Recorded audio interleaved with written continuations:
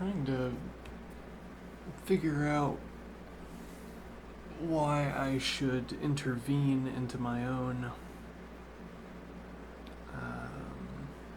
calculations, into my own examinations with sets. I've identified candidates for intervals where we can treat intervals as sets.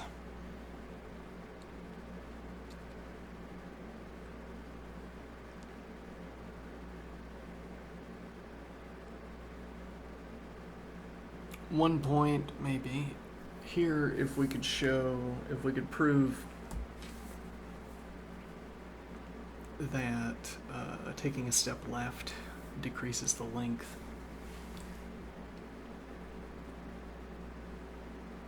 There might be some kind of inductive process.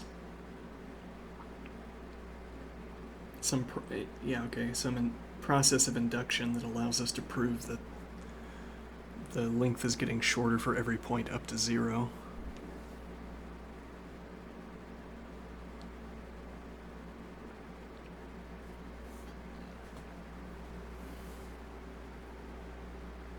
And if anything, sets or bags or lists seem to have seem to be more necessary for coding than for math. For this kind of activity, anyway. I don't know anything about other activities. What do I mean? If I were constructively verifying, you could give me a finite list, set, whatever, and I could churn through the list.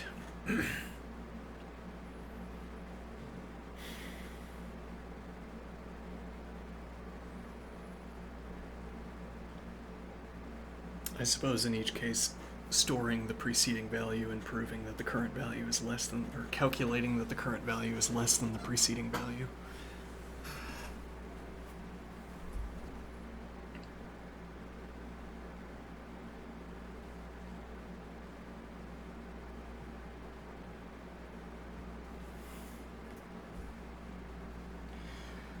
The original intention I didn't really make good on. The point would be to tag. It's like a kind of collision detection. You tag. I'm not sure exactly how to think about this. But okay, yeah, you tag this as being this light blue-green.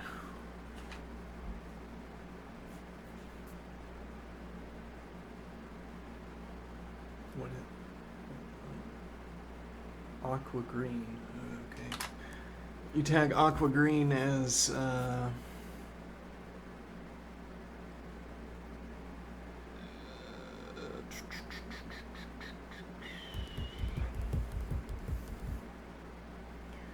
it's like we're trying to design a system where a method of description here. The points that are in this area only have the lines that pass through these points have only passed through one shape. Here the lines have passed through two shapes. Here the lines have passed through one shape, so I suppose we could have recycled. We could also, in addition to recycling, we could have made black be the between shapes.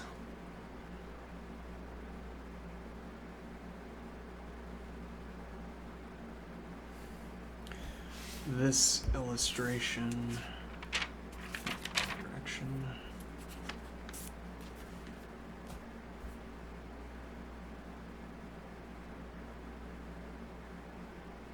And now we have intervals talking about the length of a ray that passes through a shape. and we designate those intervals by talking about the position of entry into the shape and the position of exit into the shape, where those are in turn positioned in intervals.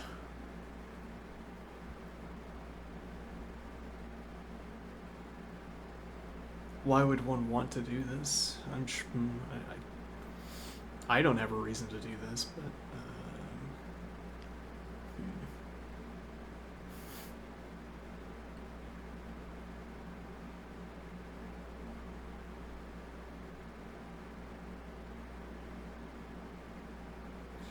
and then there's a distinction here where the points on the shapes are getting a finite sort of index set, where cataloging the original image, we targeted every corner. And the reason we ended up targeting every corner is because we might be interested in this question of the longest ray, or the longest segment that's within a shape.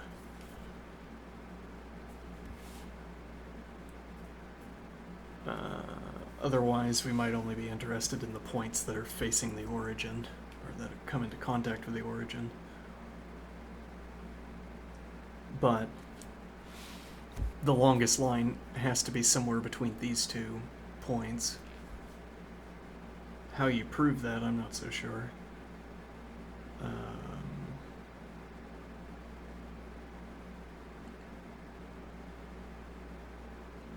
Well, no, I am pretty sure how you do that. You'd show that the line has to be getting shorter up to this point, and then beyond that point you're outside the shape, so it doesn't matter. And then the same argument would apply in this direction.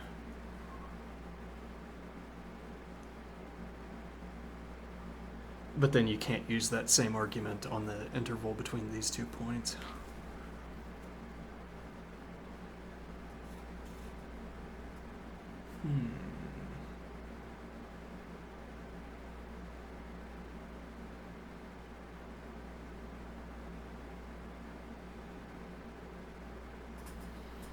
So we could have this be I want to say a global or local property.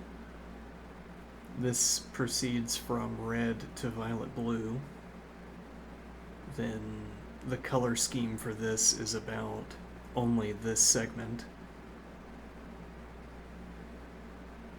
Whereas I could find the longest line that passes from the origin through the shape and orient the colors according to the longest line, so that for any shorter segment that passes through, the colors will terminate early on the shortest segment. And then our shared conception between these segments would be about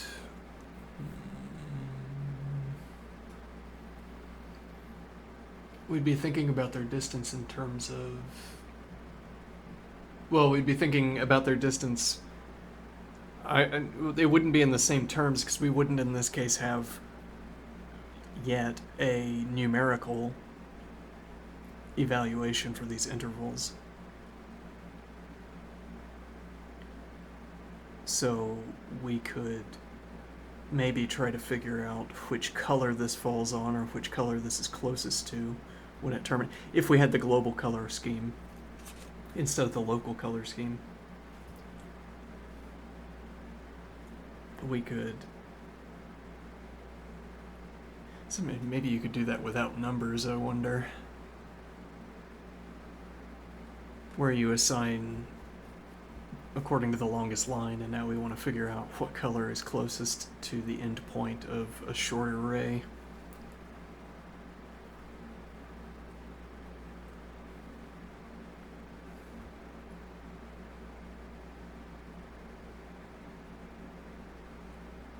Well, if we weren't using numbers, we have the global color layering, and now those layers are themselves defined as Though that...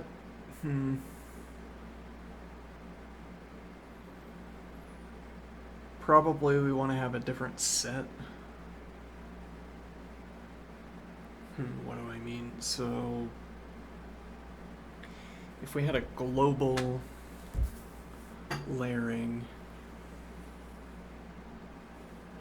that is where each line, each color, like this, is perpendicular to the longest segment,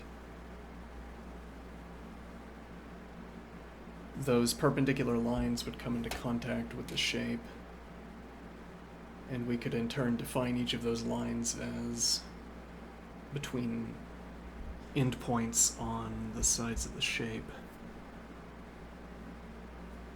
And those would in turn be definable in terms of their position between endpoints on the shape.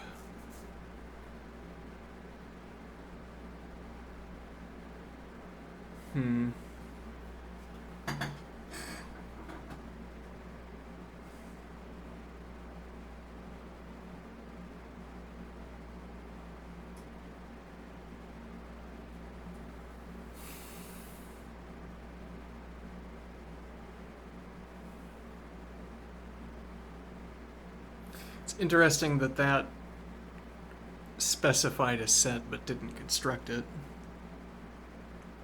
What do I mean? We have the set of the infinite set, I suppose, of perpendicular lines. And for each perpendicular line, we have a corresponding pair.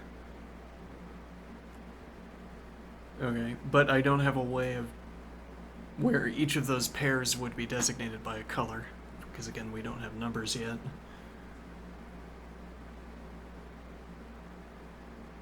So I would define the set.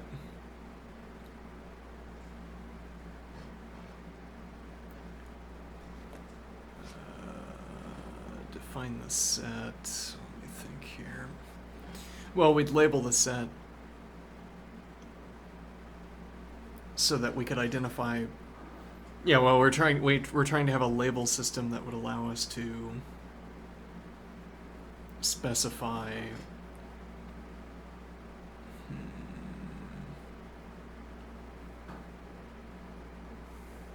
Well, I can look at these labels and recall how the sets are populated, though I haven't provided a construction method. So each element in an orange set is an interval between points. Let me think here.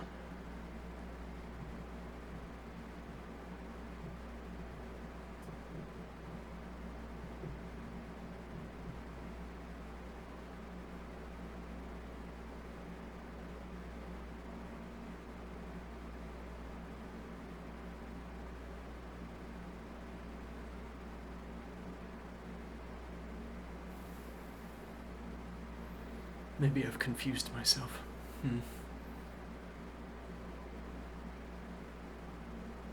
So like if I measured the longest line and I divided it up into, like, I measure it and I divide it up, or I come up with a unit measurement and purely notionally I say I'm going to subdivide in units, into in positions, in perpendicular lines, then I guess the unit is functioning like a variable, and I could reference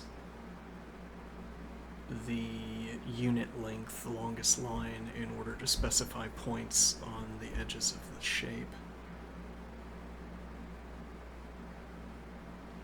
Which is to say, if I had the longest line, I could talk about the 2 points on the side of the shape that are at the 0.5 position.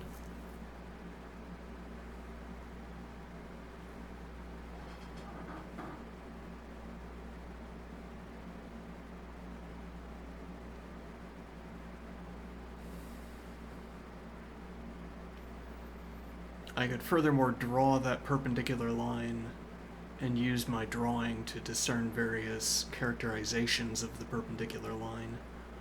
So if for instance I said this is the longest line here, I measure it, I put the halfway point, I draw the perpendicular line, and I could see whether the 2 points fall on where they fall relative, which of these sides of the shape they fall on.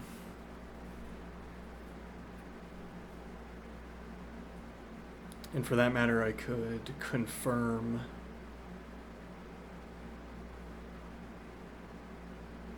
through calculation, presumably.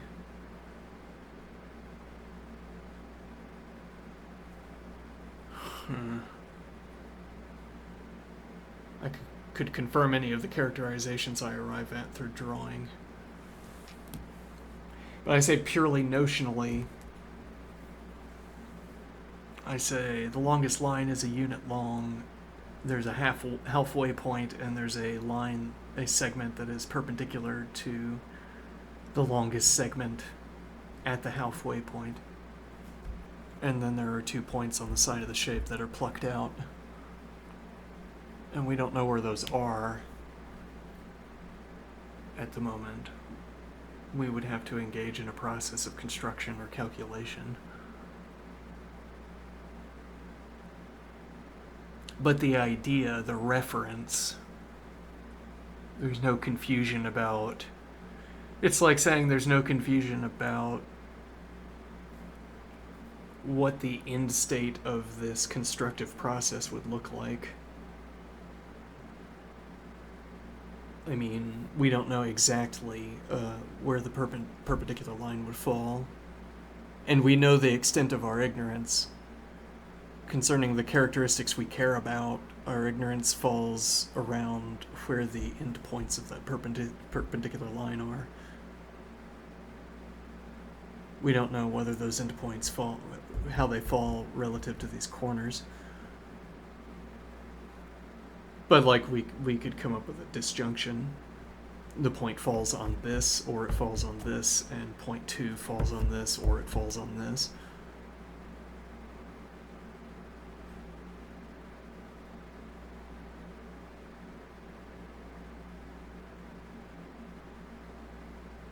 We might further be able to narrow down.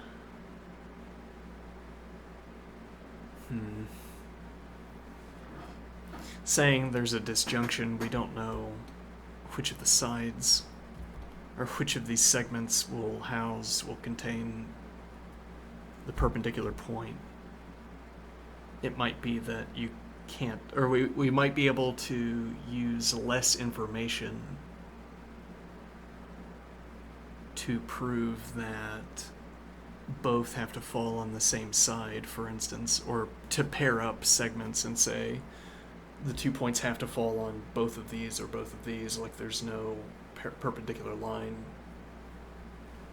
where you could have 1 point falling on this segment and the other point falling on this segment. Or similarly, this and this.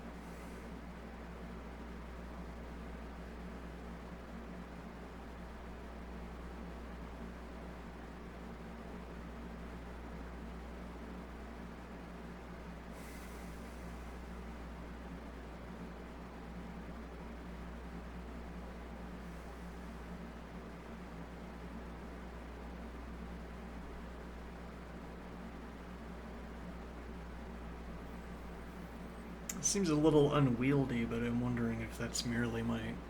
Well, how much work have I put into constructing actual sets?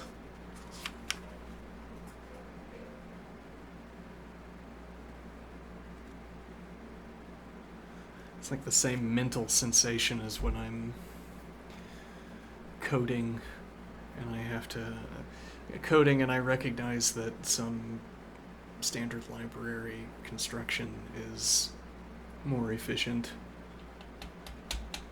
and then I have to think, oh, how do I feed all the relevant data into the library function?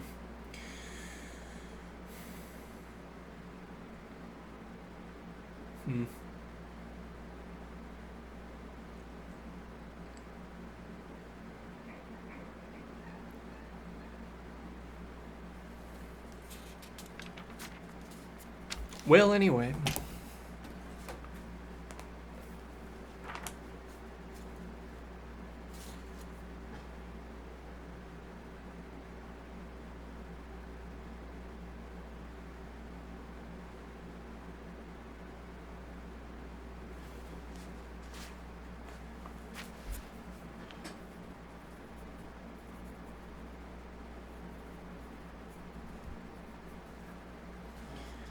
Definition 21.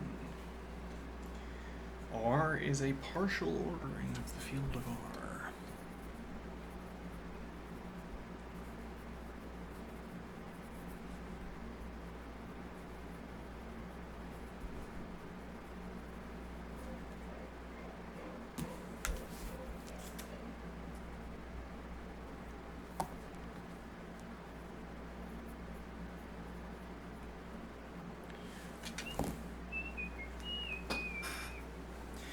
Reflexive, antisymmetric, and transitive.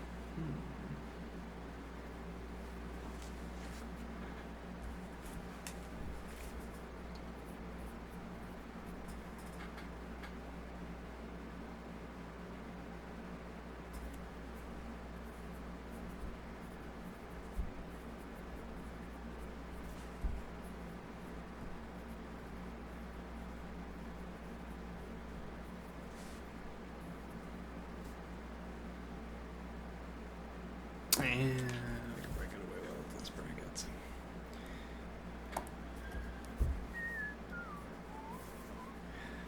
Yeah, okay, and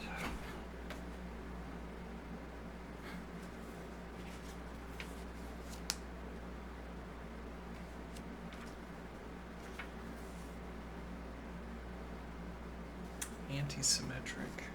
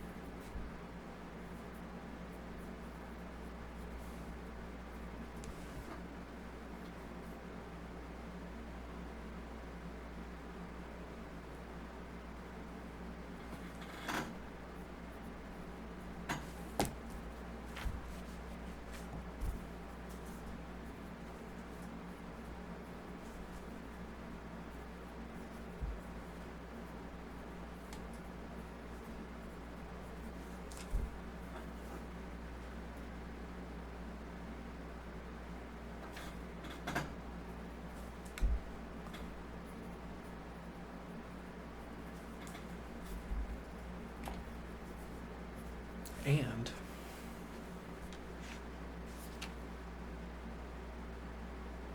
transitive.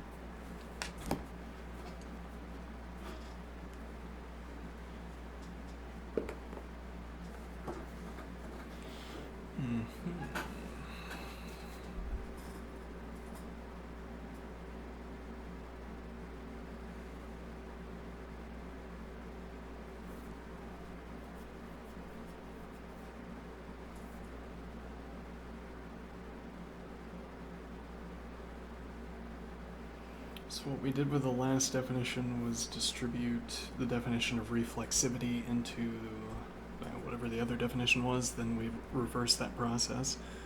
Now the combinations are expanding.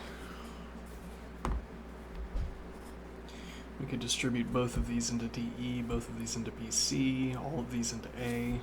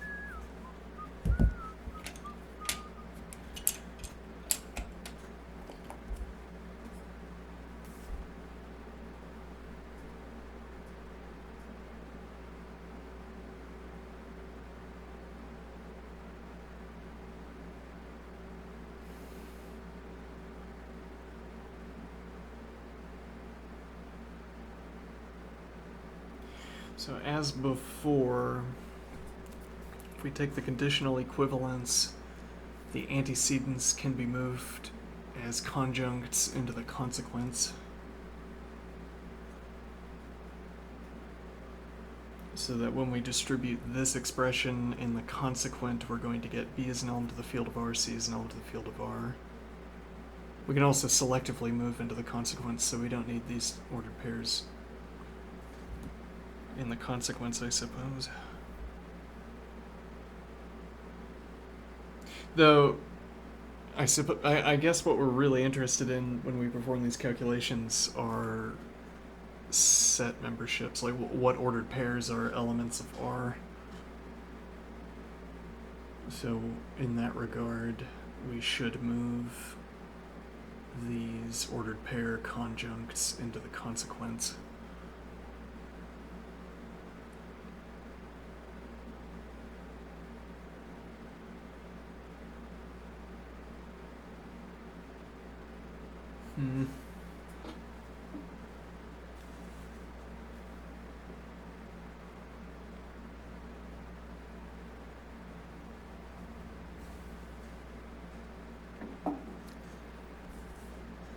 We could find out if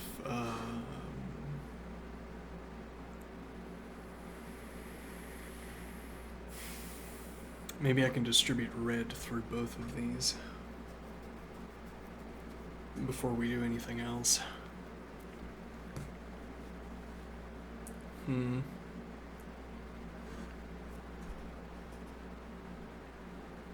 How did that play out with the antecedents?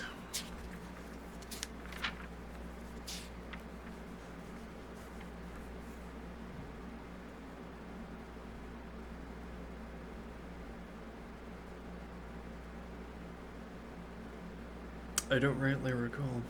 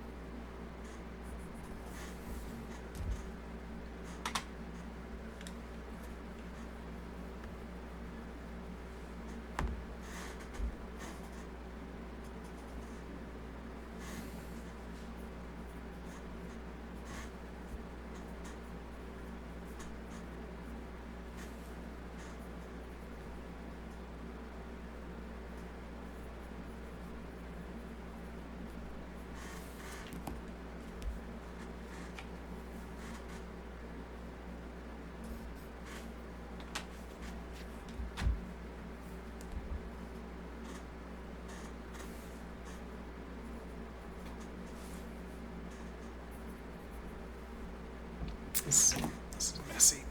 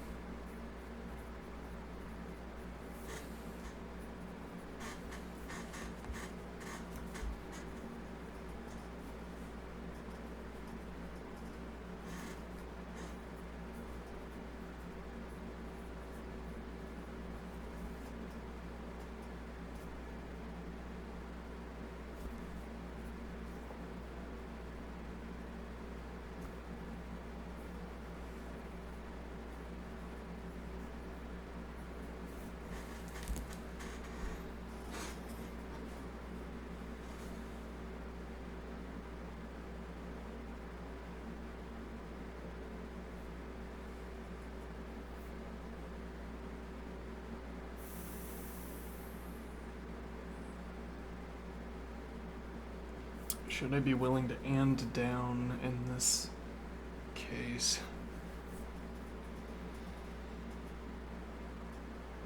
Because what we're wanting to show is that we should be able to move P into the consequent without having it in the antecedent. As it stands, we could extract a negation from this disjunct and have P then Q then R and P.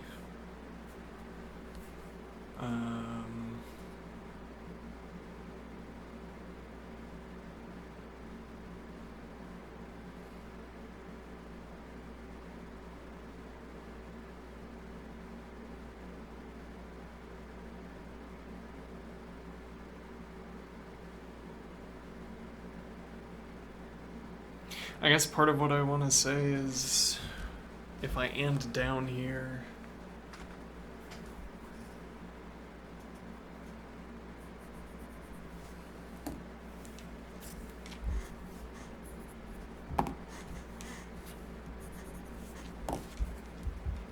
then we have P and not Q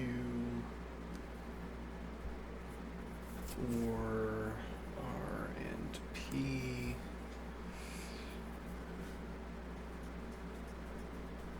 Which then gives us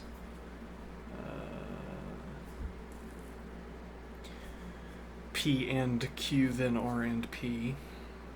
But also I can redistribute.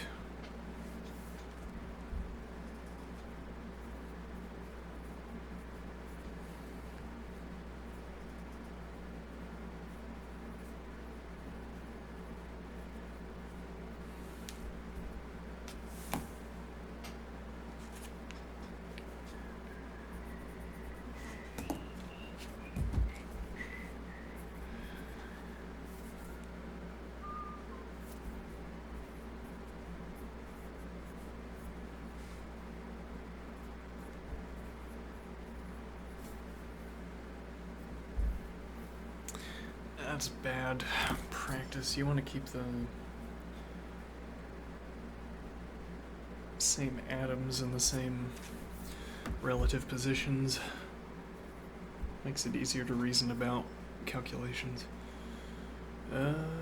Makes it easier to assign registers to the calculations.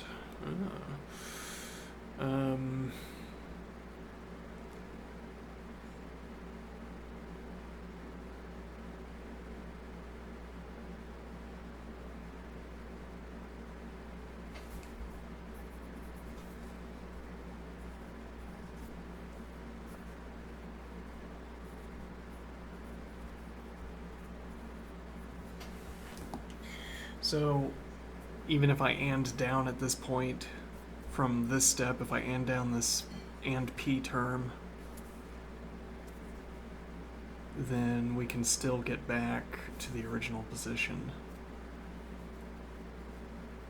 Which tells me that... Or is all the justification I need for saying that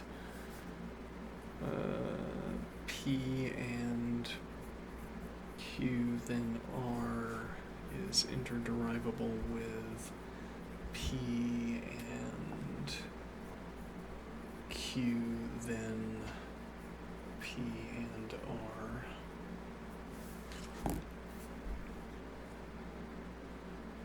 Okay.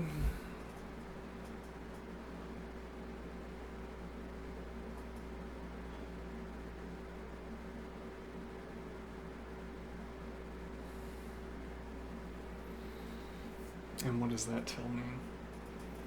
That I can exclusively move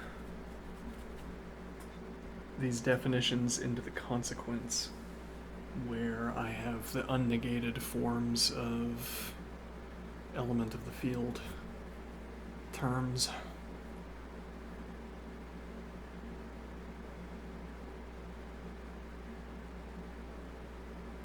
Similar line of reasoning we had last time, that after I distribute, I can and down without dropping interderivability, for the reason, with the reasoning that I can rederive this distribution. So if I take this definition, orange here, and I move B is an element of the field of R and C is an element of the field of R to the consequent, this justifies distributing this expression, or this expression solely to the consequent, where I can, or for that matter, creating the particularized forms of this expression. So instead of for all A, if A is an element of the field of R, then the order pair AA is an element of R. We can say red, and if B is an element of the field of R, then the order pair BB is an element of R, and if C is an element of R, then the order pair CC is an element of R, and distribute those through to the consequent.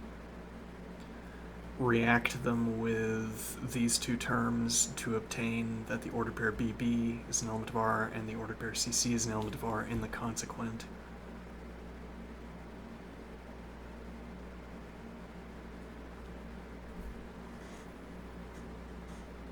And then shed those terms without dropping interderivability, with again the justification that since I still have this term anded on, I could regenerate those particularized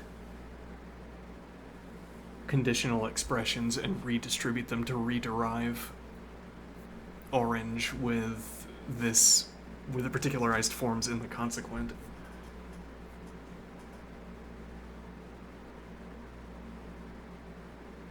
This should be B equals C.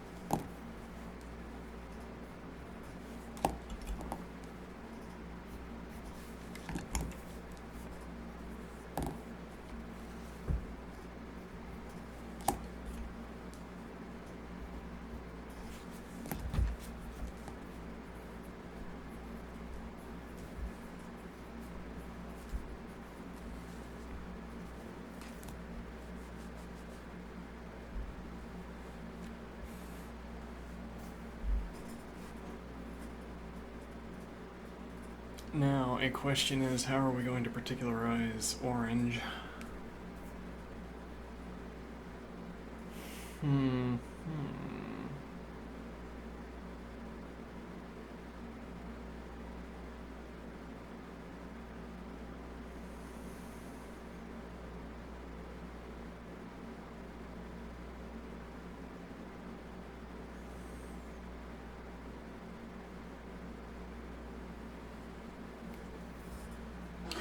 Well, we only have to generate whatever particularizations we want.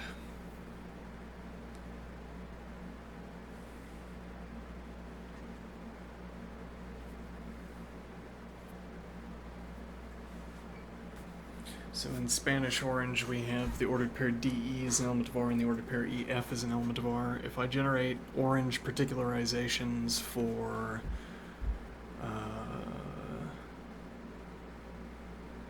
let's see. Well, no, yeah, it seems like we need to generate all pairings.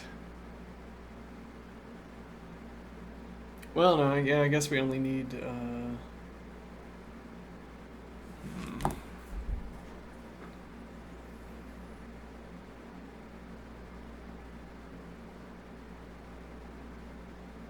I'm not sure how to think about this.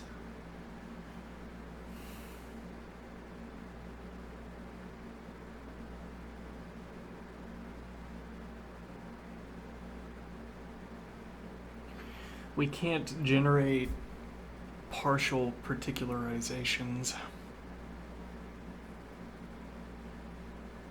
by which I mean that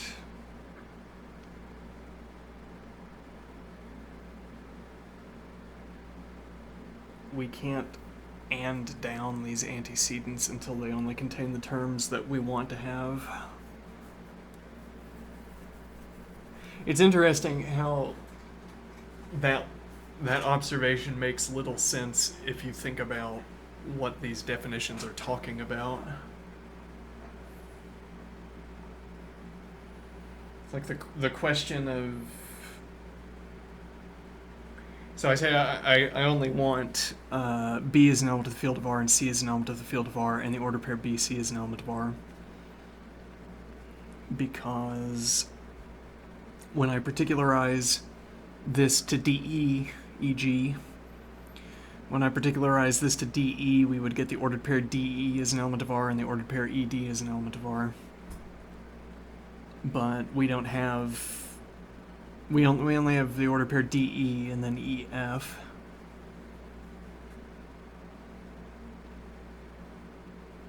So then if I also particularize this to EF, we would get the ordered pair EF as an element of R and the ordered pair FE as an element of R.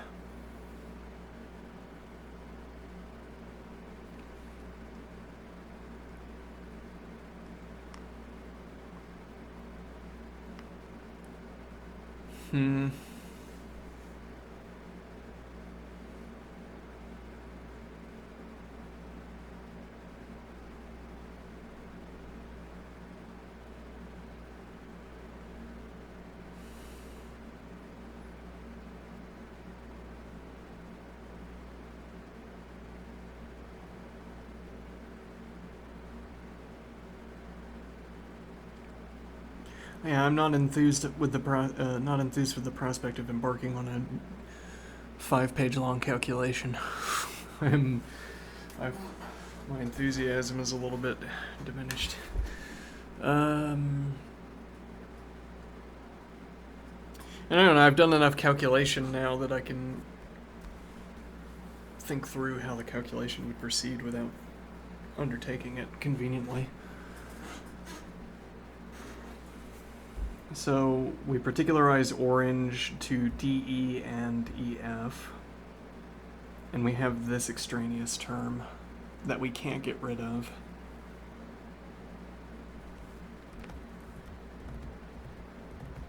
Which means that we can't react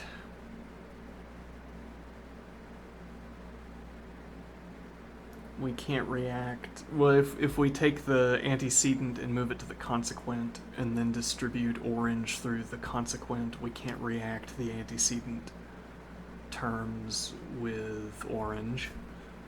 we can't get the consequent. Oh, right. So I was saying, it's funny how orthogonal this thinking is to what the definitions are talking about. Like, why would I want? Why would I want to react these terms with the antecedent of orange? Why would I want to be able to distribute through and then react them? It's like, what was a means to an end, the calculation, moving a calculation forward, becomes the end itself. I want to be able to move a calculation forward. I want to be able to reduce terms. And reacting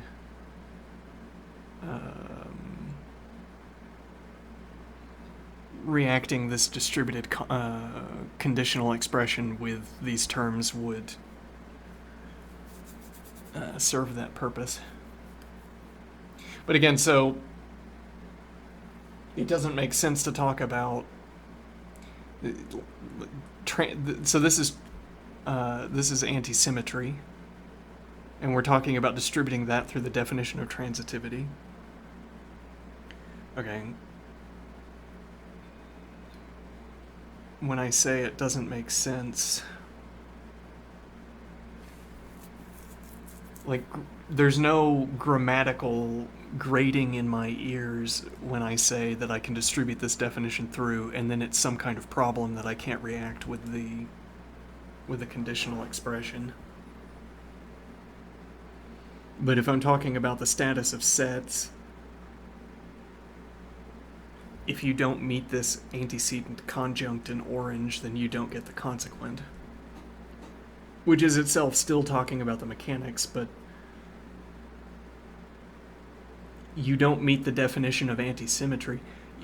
When you think about what the antisymmetry means, whatever meaning means, then you'll find that this line of reasoning is sort of unmoored. What am I trying to say here?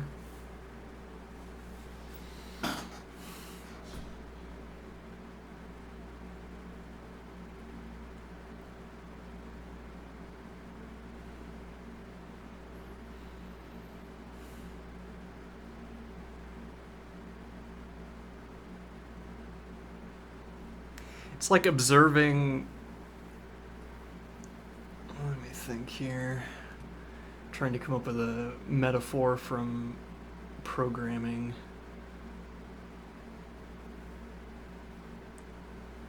On the tip of my tongue.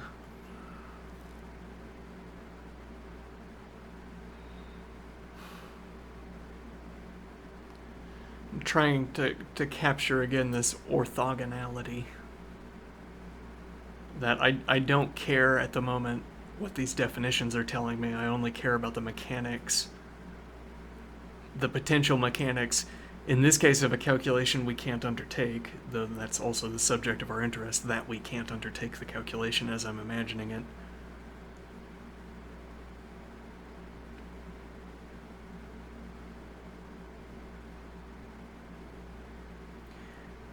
It's like somehow if we were dealing with floating point numbers and I observed that the process of division would be more efficient if we moved everything into integers. And then you say, but we're talking about, like, we care about the decimal values.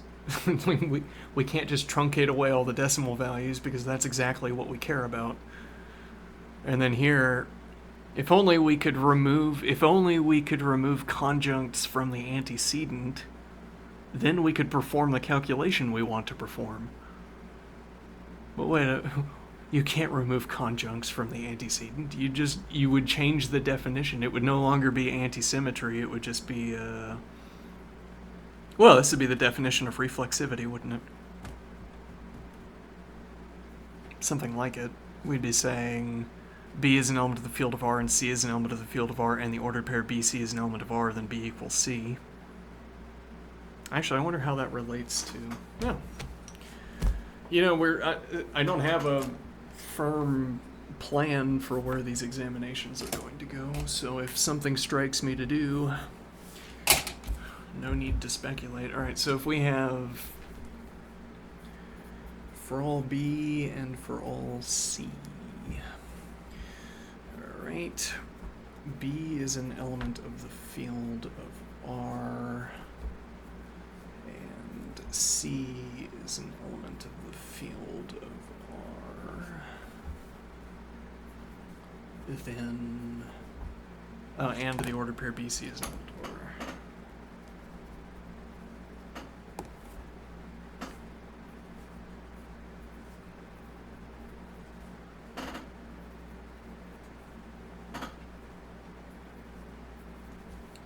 Then B equals C.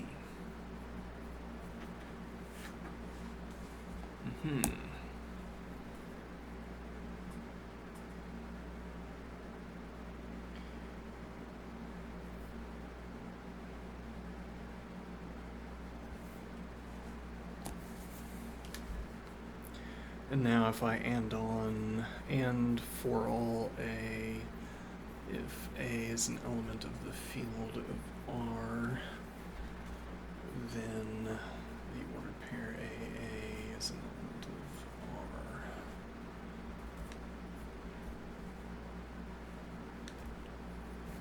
Okay.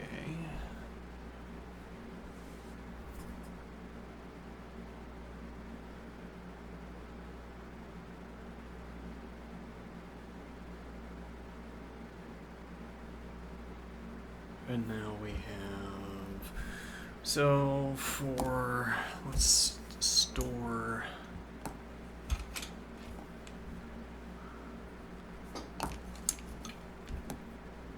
orange for a moment.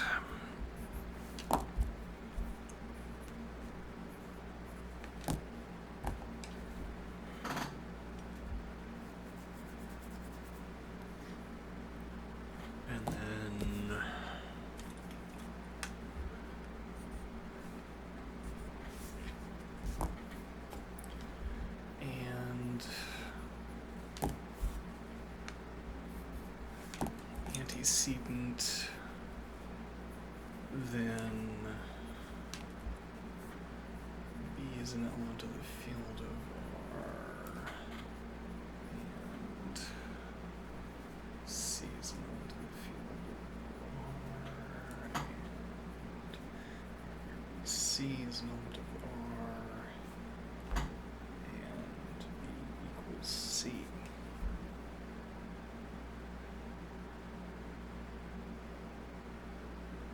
And then we could go ahead and distribute orange as well, as we have recently concluded into the consequent, well, particularized orange. So let's blue and indigo. Okay. So orange, blue.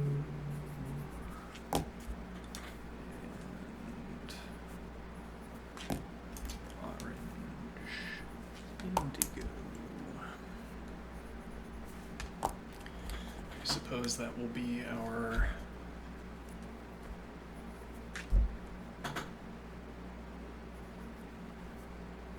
method for particularizing. Underline the quantified atom with a color. Alright, so that will give me, well, so we have B equals C. Let's go ahead and store this as well with green. Okay, so we now have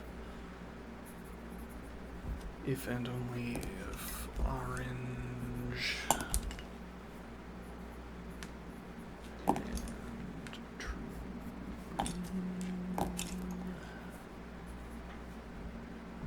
No. Orange and if true green, then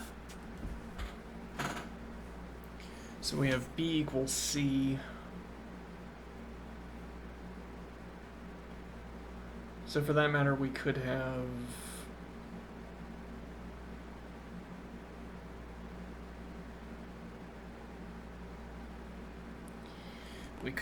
reduced this consequent to talking about either the ordered pair BB is an element of R or the ordered pair CC is an element of R. But okay, we can say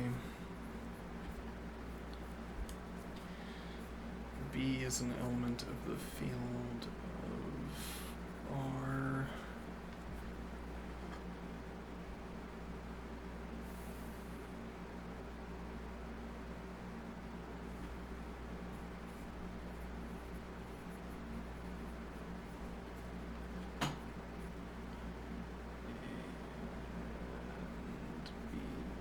C, the order pair C is an element of R.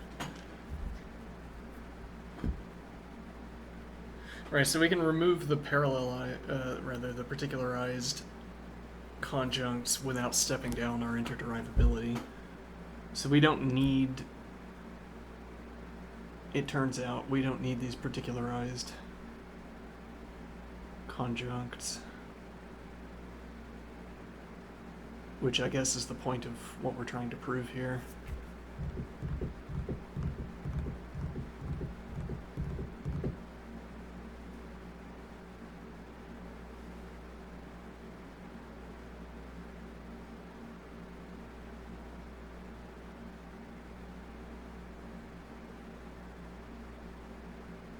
Let me do a side calculation.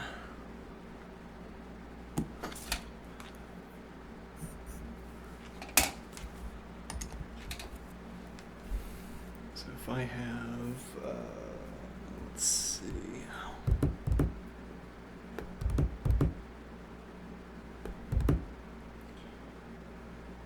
P then Q,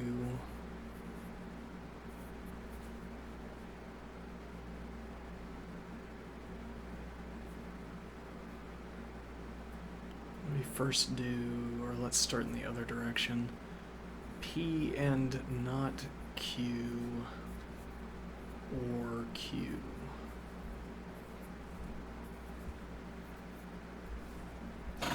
If and only if P or Q or not Q. It's a tautology.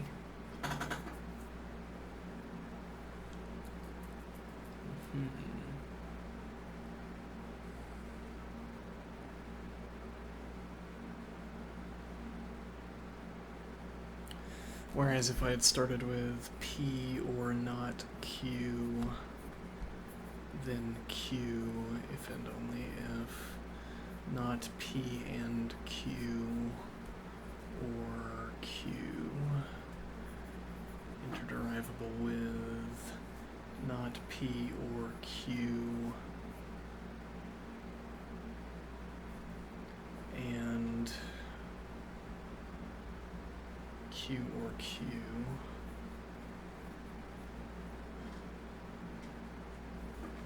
if and only if P then Q and Q. So no, that is not the same thing.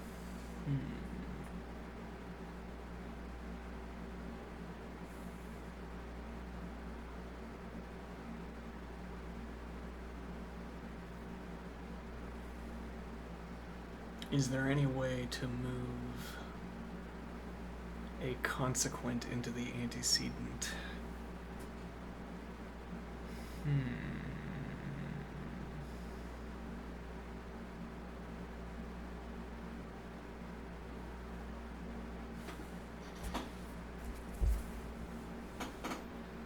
I mean, apparently not, because these would be the ways to do it.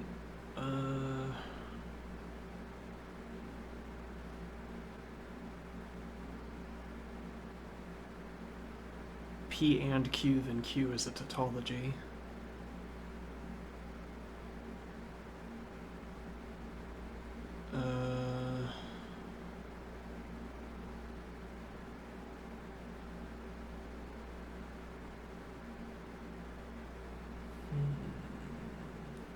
Well, I mean, we could do P and Q or not Q. If we really wanted that, then Q. And what does that give me?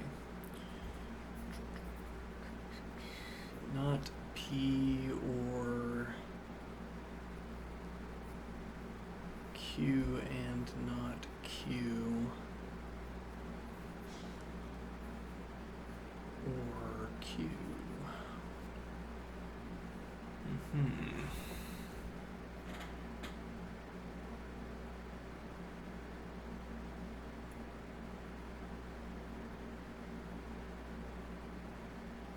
P then Q and P then not Q or Q.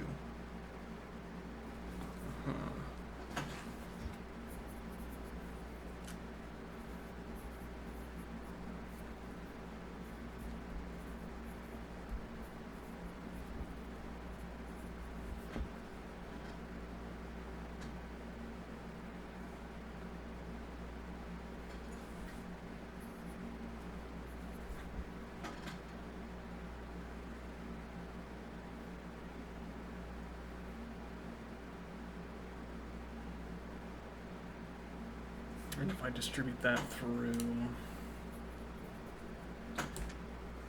that remains P then Q.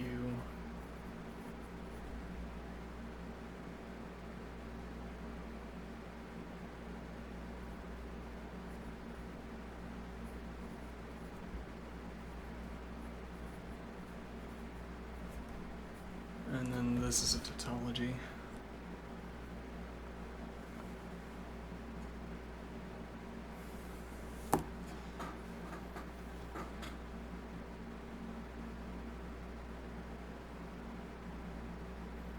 That doesn't mean, though, that this would not be something useful to do. I mean, what defines use in our case, again, this question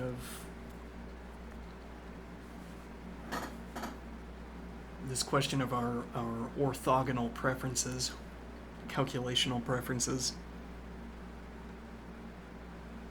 I mean, you and on a tautology. You can't have said something interesting by anding on a tautology. But then you might be able to shunt or shove a calculation a step forward.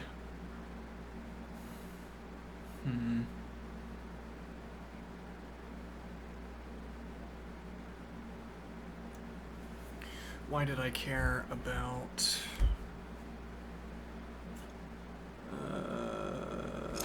why did I care about this question?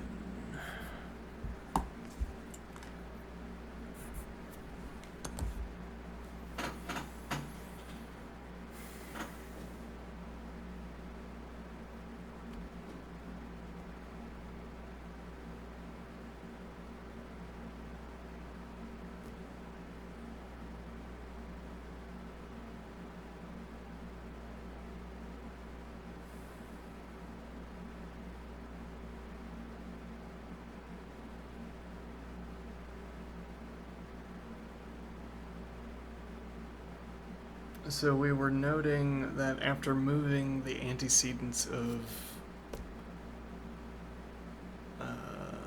red into the consequence, we don't need the definition of reflexivity. We don't need the particularized forms of the reflexivity definition in the consequent as well because of this B equals C.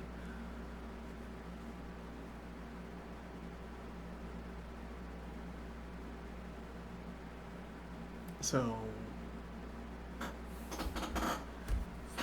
this dark green,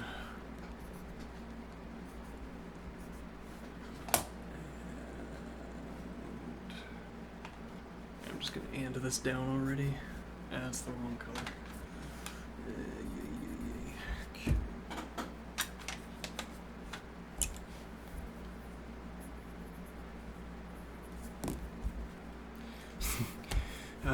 We could also give this a color, though that's a little bit more awkward. Call this Spanish orange. Sure. Spanish orange. No, that's wrong. Yeah.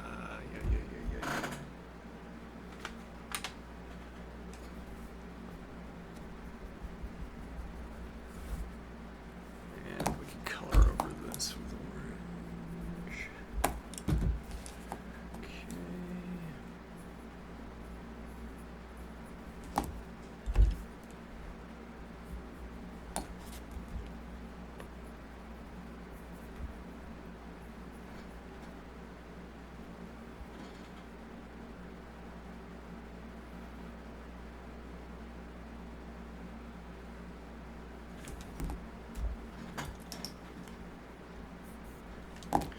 It's also the point we can and down these.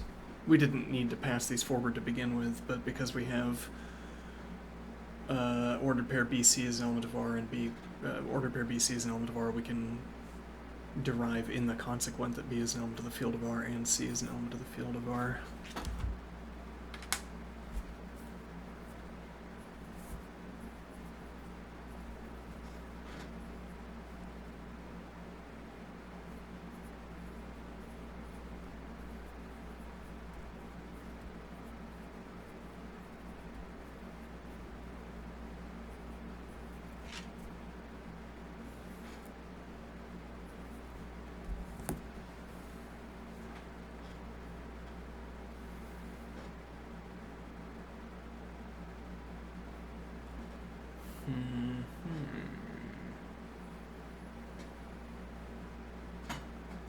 So the point would be we can't get a copy of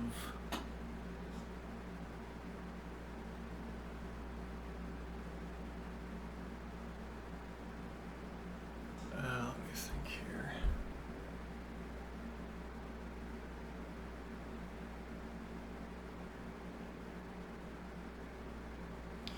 Well, we could put and B equals C or not B equals C in the antecedent.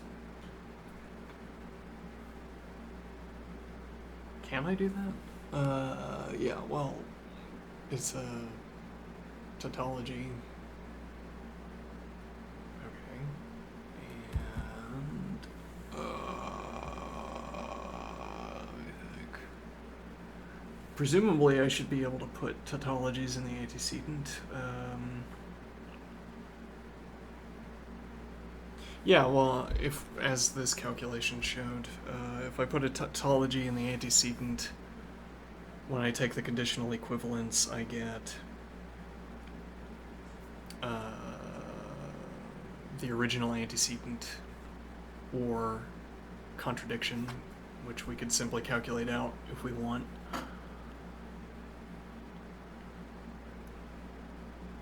So seems fine. Okay, what do I get out of it? I say, and B equals C or not B equals C. If I distribute all of these terms through... Yeah, it doesn't do anything for us though, right? Because we'd have B equals C and the ordered pair BB is an element of R and the ordered pair CC is an element of R, or not B equals C and the ordered pair BC is an element of R.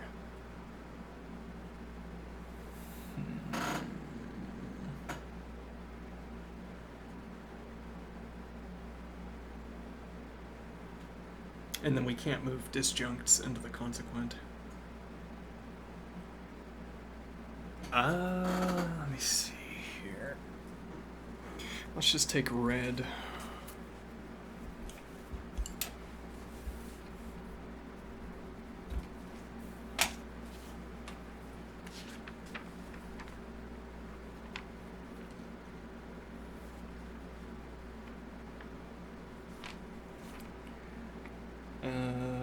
So once again, we don't need B and C are elements of the field of R.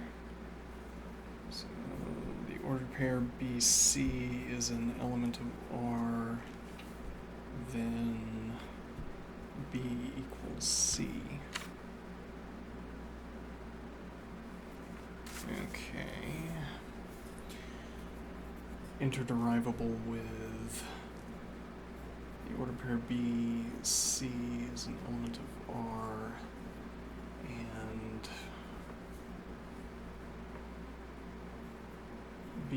equals C or not B equals C.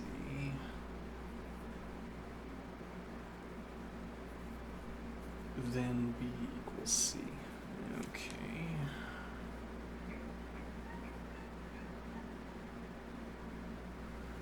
So then we get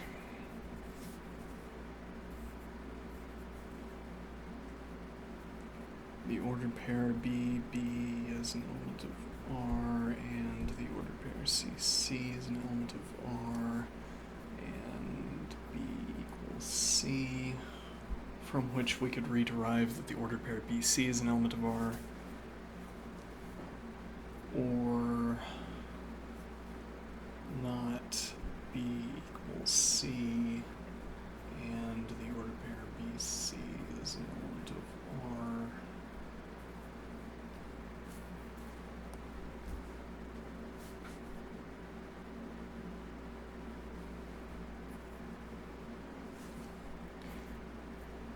Then B equals C. Okay, and now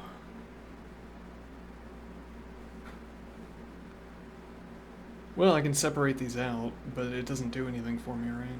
If you have disjuncts in the antecedent, you can split up the conditional expressions with and. So the ordered pair BB is an element of R, and the ordered pair CC is an element of R, and B equals C, then B equals C, which is a tautology. And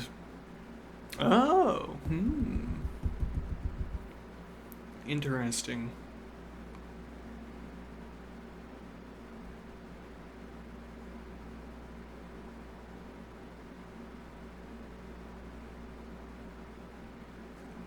Why is that interesting? So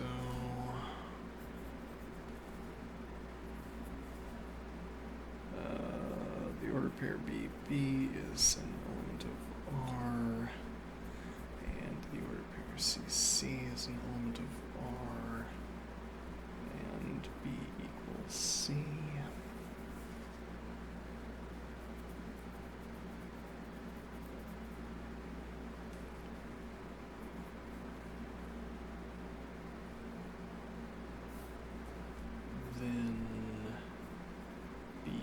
C, which again is a tautology, because if I take the conditional equivalence, we get not term, or not B equals C, or B equals C. Okay, and then we have a conjunct and not B equals C, and the order pair BC is an element of R. Then B equals C. Wait a minute. Well, we don't want that. Hold on.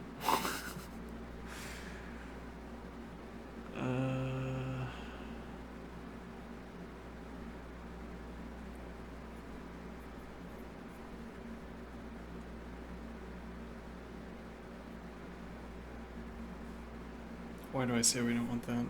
Well, it gives us, we can move this conjunct to the consequent and then have not B equals C, and the order pair BC is an element of R, then B equals C and not B equals C.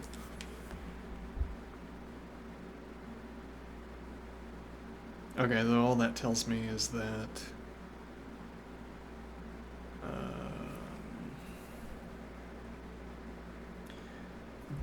so if we take the conditional equivalence, we have B equals C, or the order pair BC is an element of R, or B equals C,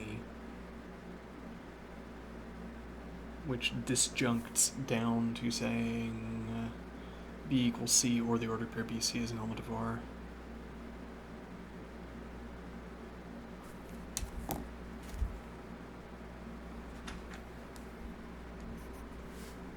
So tautology.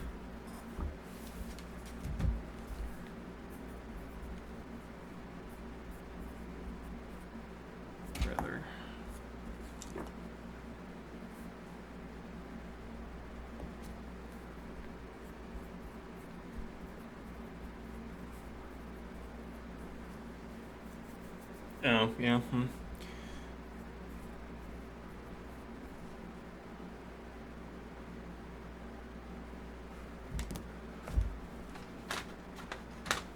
down the term, doesn't drop into derivability, and then we get back the order pair BC is an element of R, then B equals C.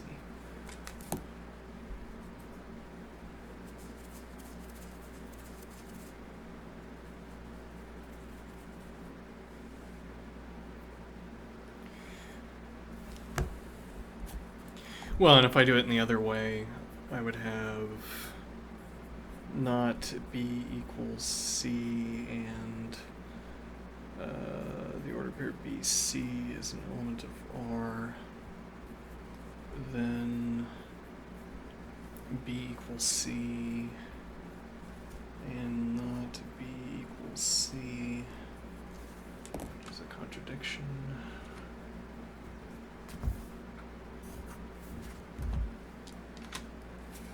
Taking the conditional equivalence, then we have B equals C or not. The order pair BC is an element of R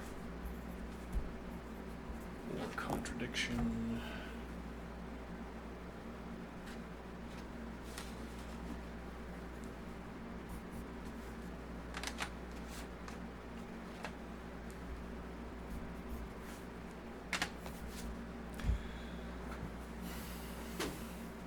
Well, I don't yet know the extent of the dirty tricks we can do with logic.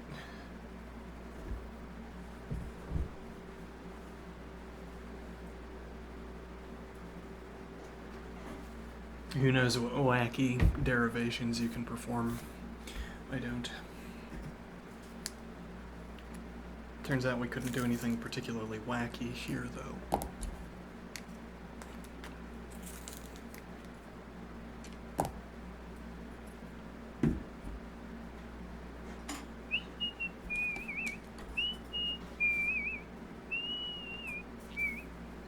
And what was I investigating exactly? I guess I'm asking if these definitions are equivalent.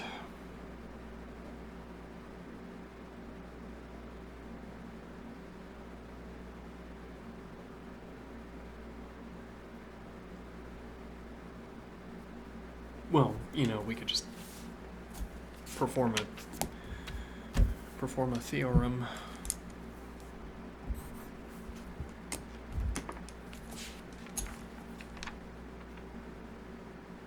Okay, so B is an element of the field of R, and C is an element of the field of R, then B equals C.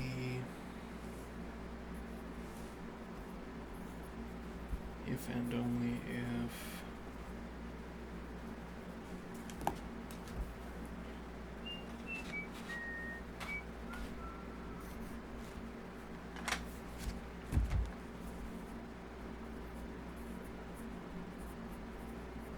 for all A, for all B, for all C. For all A, if A is an element of the field of R, then the order pair A is an element of R. Okay. Oh. And the order pair BC is an element of R. Alright, well that... Fine. Let's see. Let's do that again.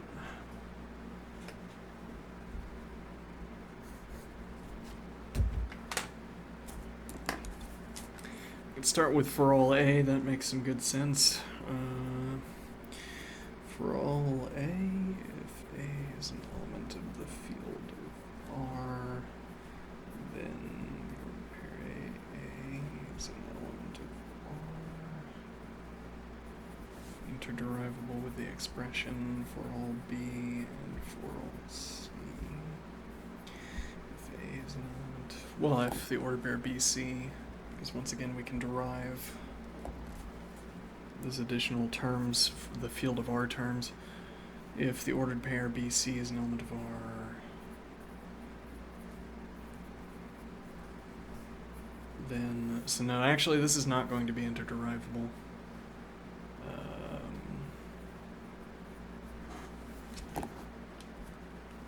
Shouldn't be anyway. If it is, we have a problem. Because this is the definition of reflexivity, but the definition of reflexivity does not preclude non-reflexive elements.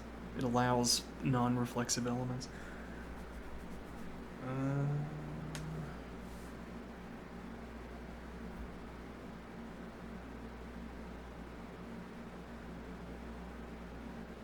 So how do I show... Well, I could come up with...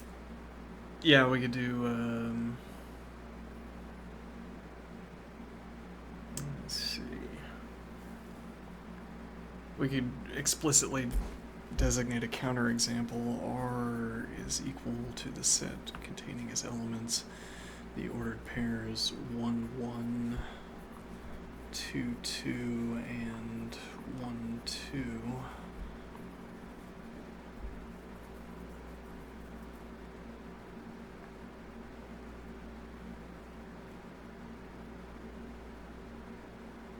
And now we show that this is true and this is not true.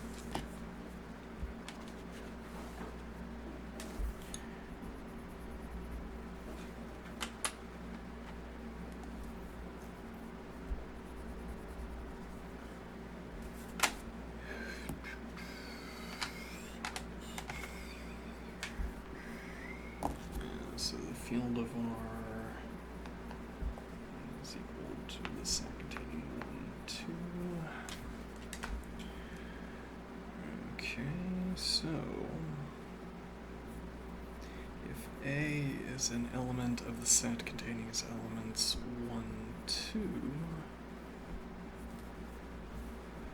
then the ordered pair AA is an element of the set containing its elements. The ordered pair is 1, 1, 2, 2, and 1, 2.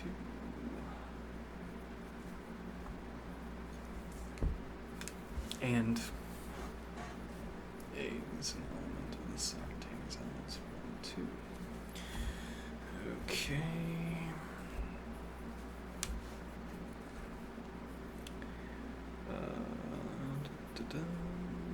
A is equal to 1 or A is equal to 2, then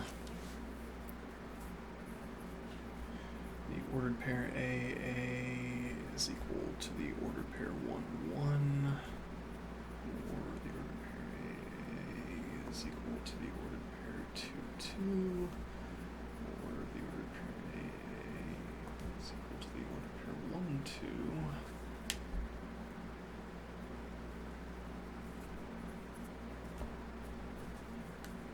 And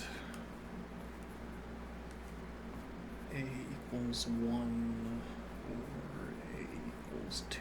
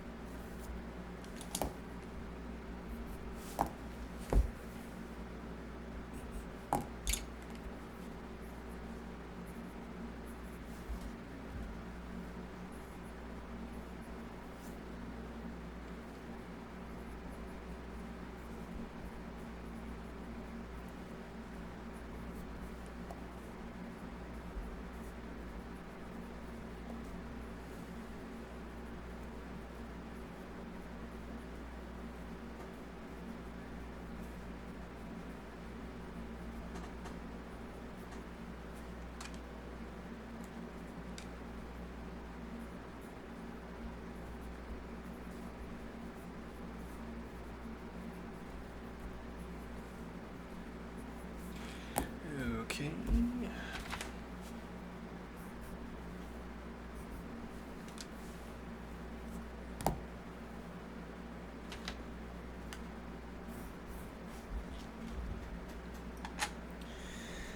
The observation that's lingering in my mind is that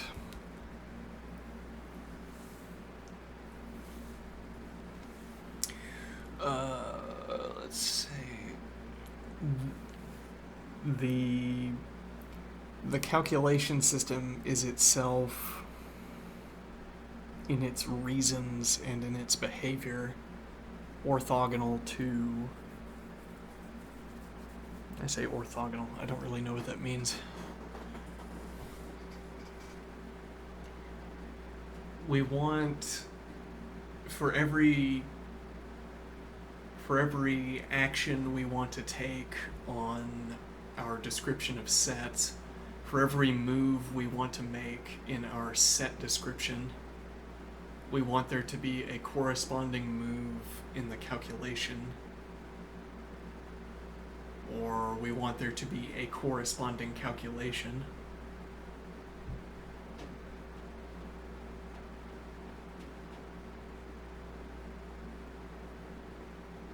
It's not as if serendipity that this calculation system allows for a corresponding calculation, a calculation corresponding to each action we want to undertake, each move in our set. It's not serendipity that there's a calculation we can perform that corresponds to any description step we want to take in the semantic side.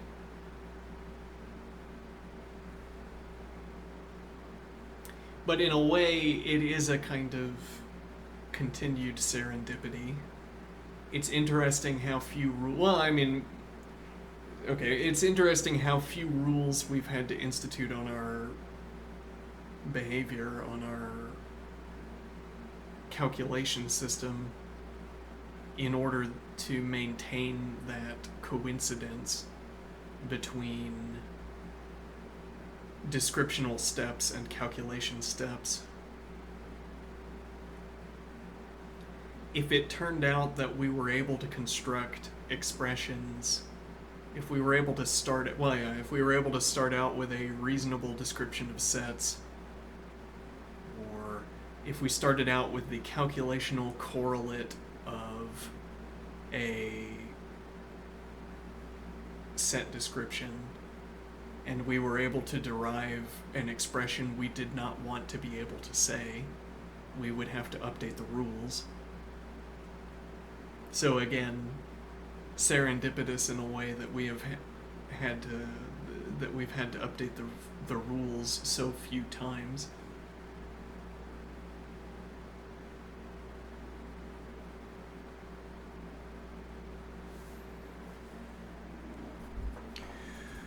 In this calculation, we end up with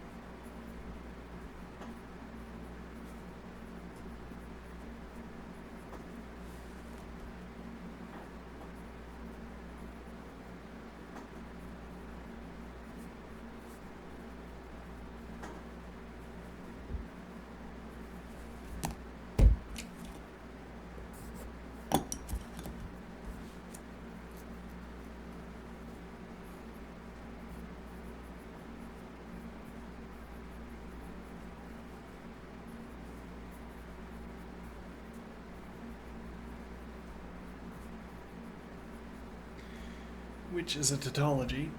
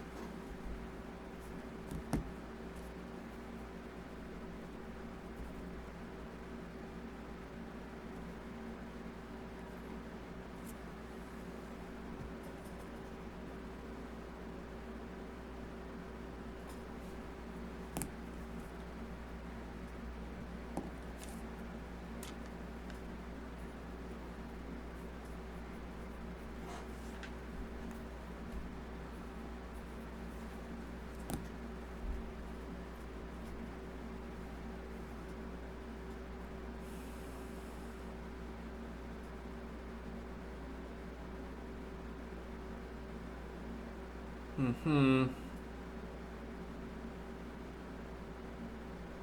So these two end up being tautologies. This is not a tautology. The typical calculation step would be to shed the tautologies.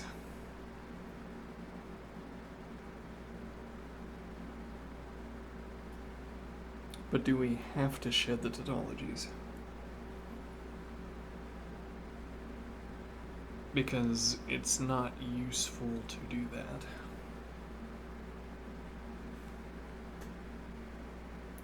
As it turns out. Hold on, I got a hair stuck in my glasses. How annoying. Okay, there we go. If I have... Right, it's not useful to shed these tautologies. We need them to contradict this. So the consequent is a contradiction, meaning that the antecedent must be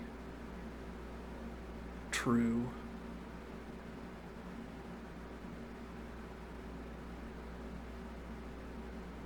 When we take the conditional equivalence, we have not b equals 1 or not c equals 2.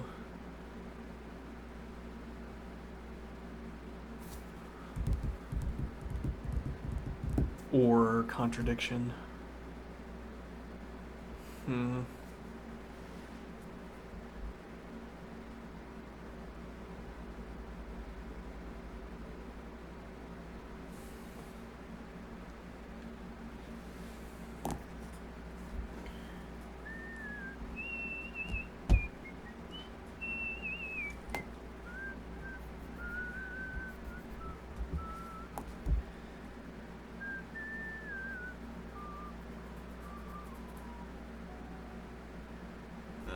Actually, I'm not sure we're going to use this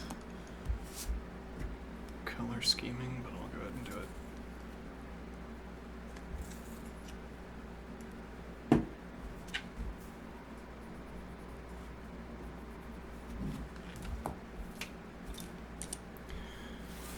Well, we can do it for the first expressions.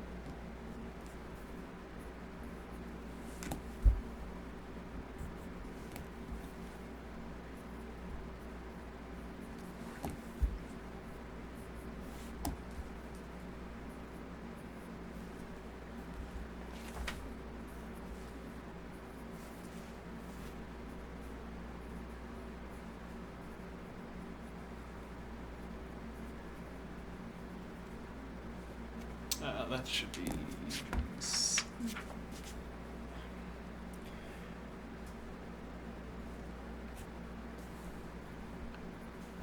Okay.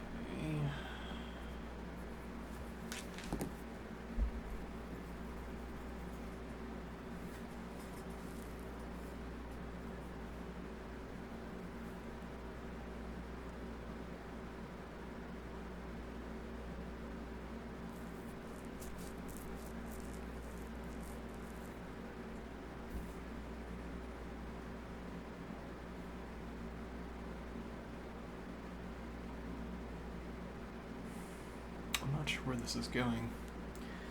Might be spinning my wheels a bit.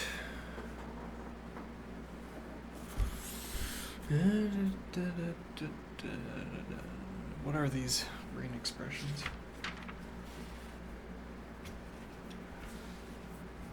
So b equals 1 and c equals 1 and b equals c and not b equals 1. Or b equals 1 and c equals 1 and b equals c and not c equals 2. Okay, so let's...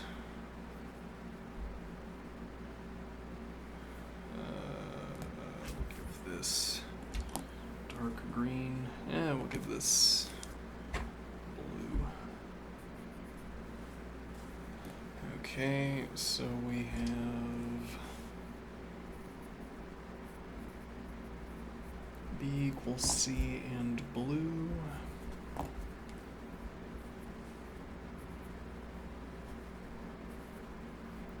Or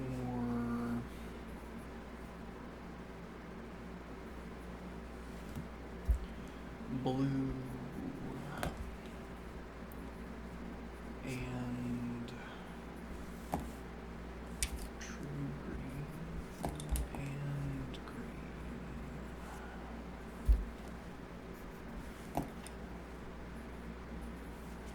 Okay. And then we have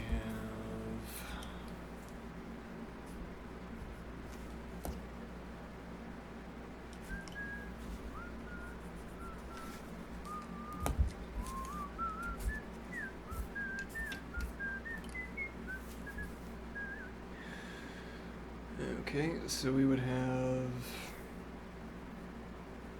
let's condense this as indigo.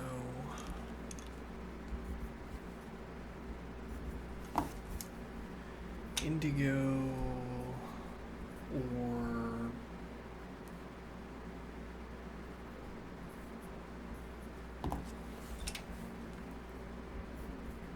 true green and not b equals 1.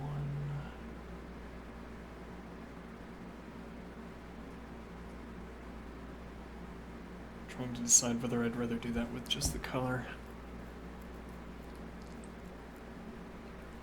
or if I want to underline this.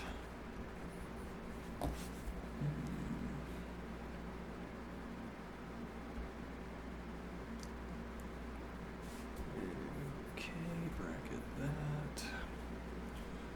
Or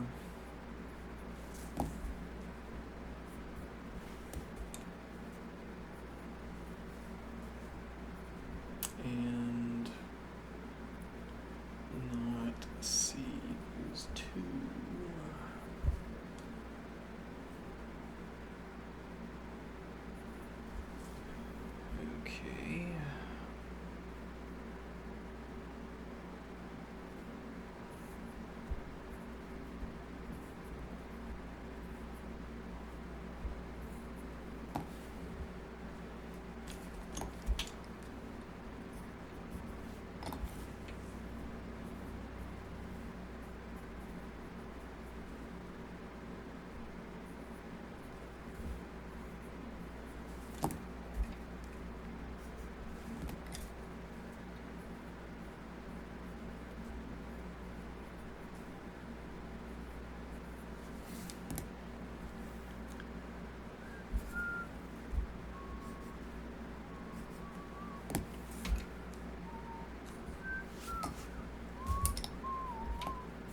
Alright, so not b equals 1 and b equals 1 is plainly a contradiction.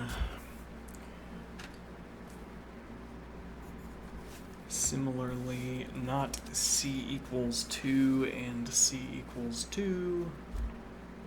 Okay, but these are conditional expressions.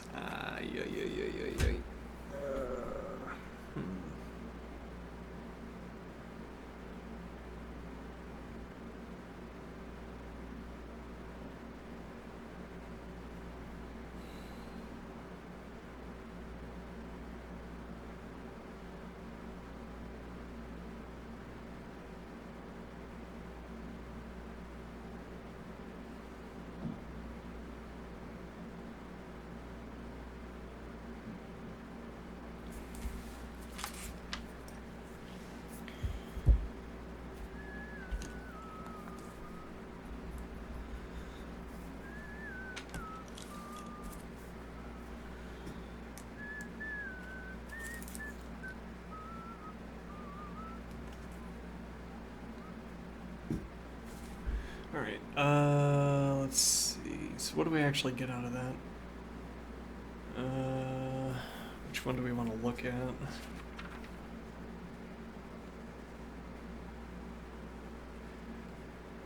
So I might actually be interested in the case where we have true green and not c equals 2.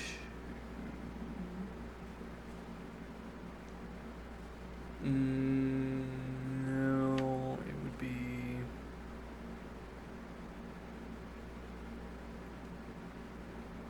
I think it is true green in this. Let's look at this. If we have...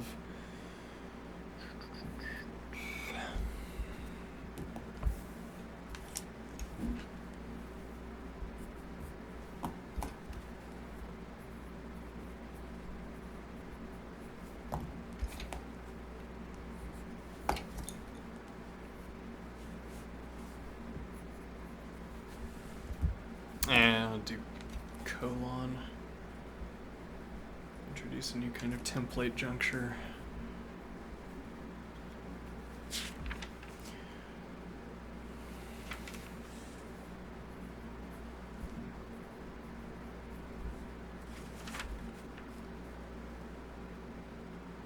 No, I think we actually want... No, hold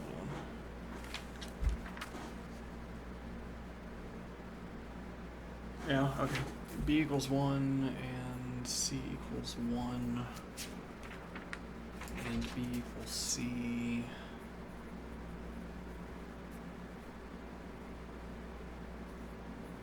Then B equals C and not B equals 1. Okay.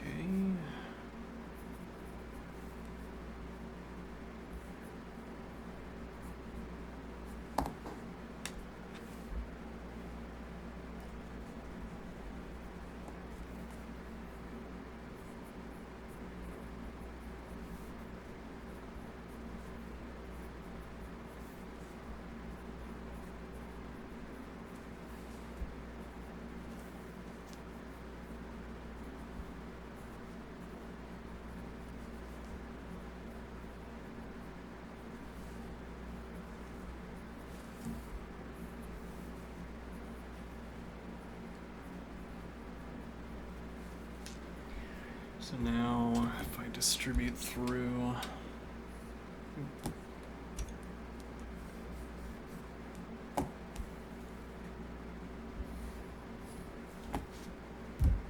we will get a contradiction here. So the consequent becomes a contradiction, meaning that the antecedent is true.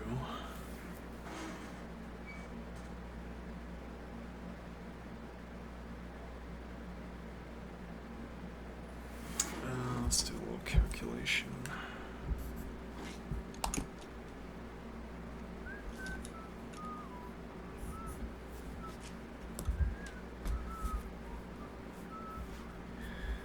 Not not P or not Q and not P.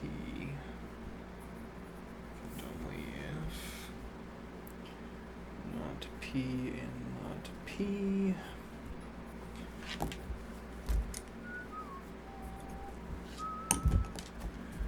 Or not P and not Q.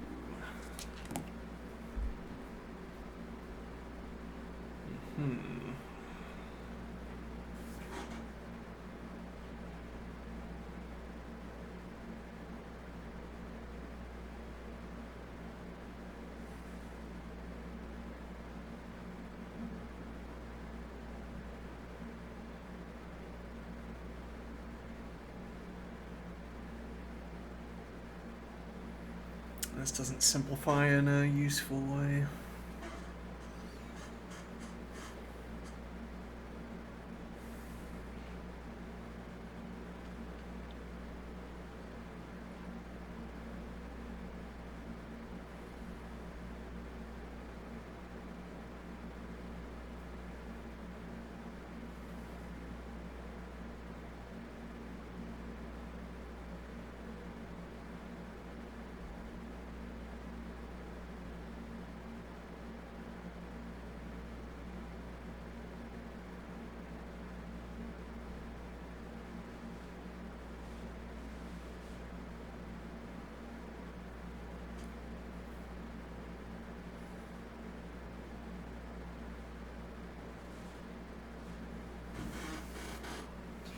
And we get this awkward antecedent not b equals 1, or this awkward expression not b equals 1 and not b equals 1, or not c equals 1, or not b equals c.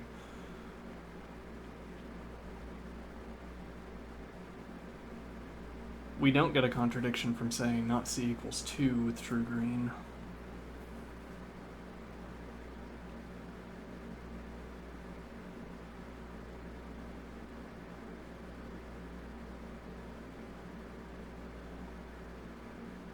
We get the same effect, whatever we've just calculated here, we get the same effect with green and not c equals 2.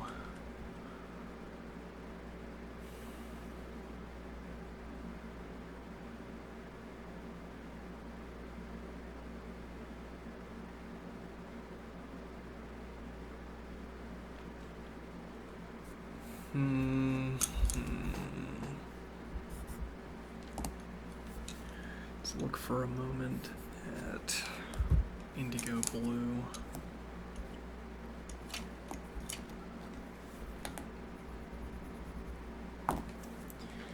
Which is b equals c and true blue, where true blue is not b equals 1 or not c equals 2.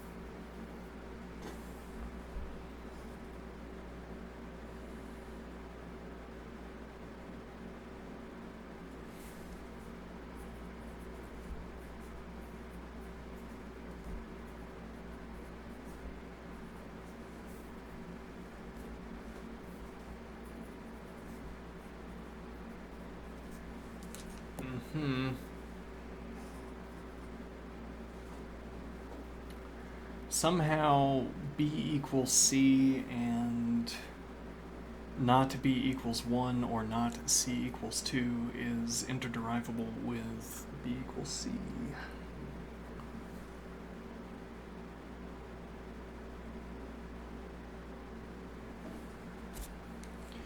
B equals c and not b equals 1 or not c equals 2. We extracted a negation from these two terms to give us not b equals 1 and c equals 2, with the conjunct and b equals c. That big negation, now we extract a negation from both of these terms.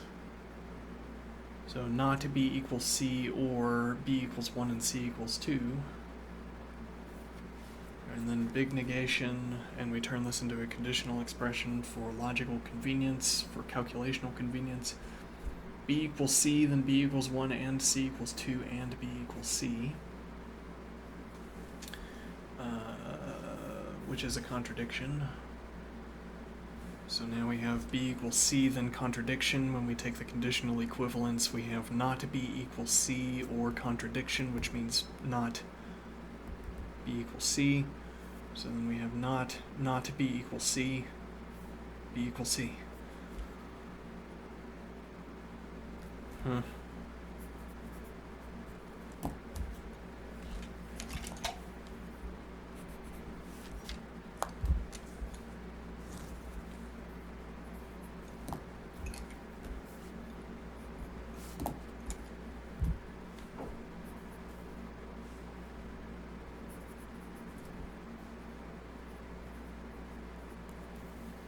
Though,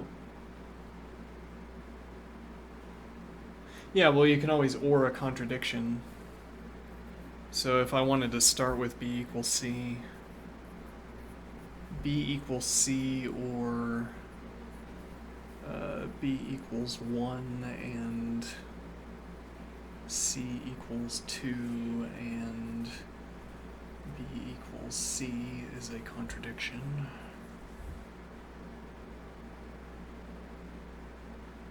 Rather not b equals c or, okay.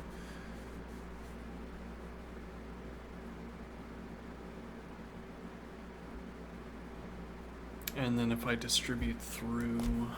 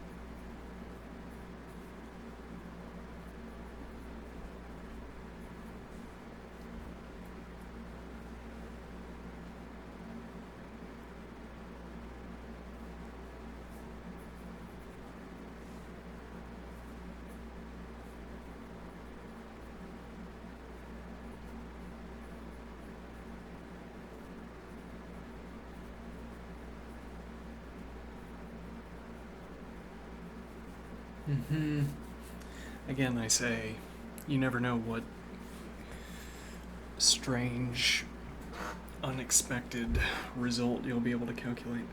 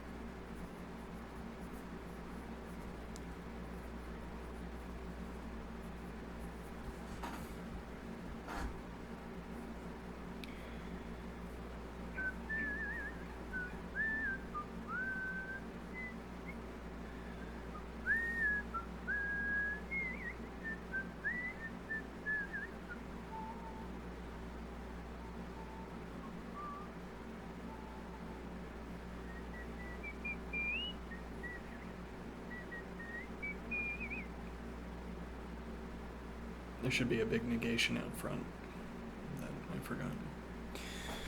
Okay, let's see. So what did this tell me? Well, it simplifies this expression, but I don't know what to do with these components.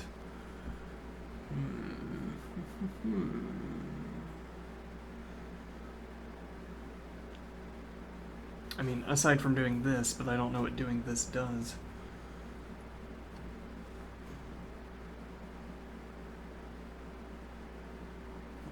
Let me see.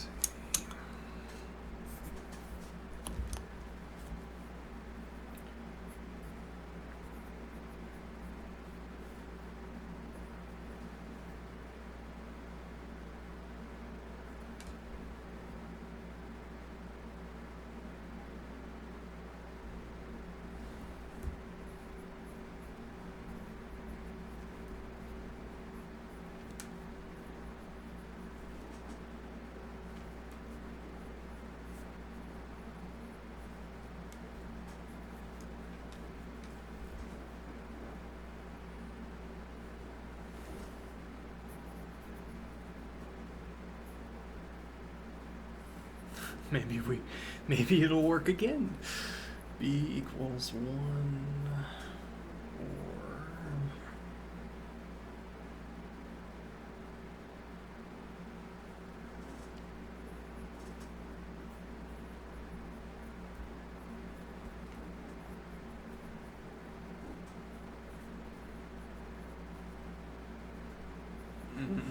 or interesting.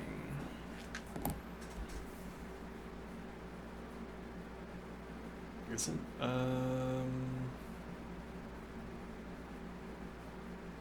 well, this will be a contradiction.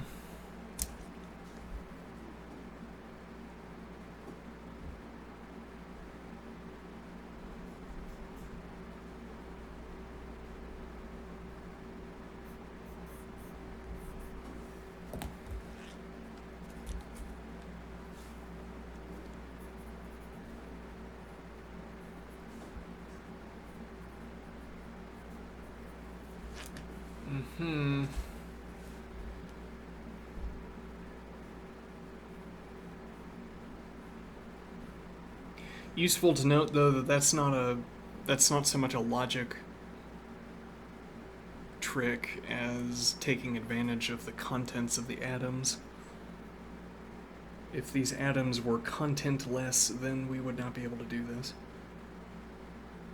We're only able to derive this contradiction because of the meanings of these atoms. Okay, but given that we do have the meanings of these atoms, we have not b equals 1, or contradiction, so not b equals 1. Okay. And we'll have the same step here. So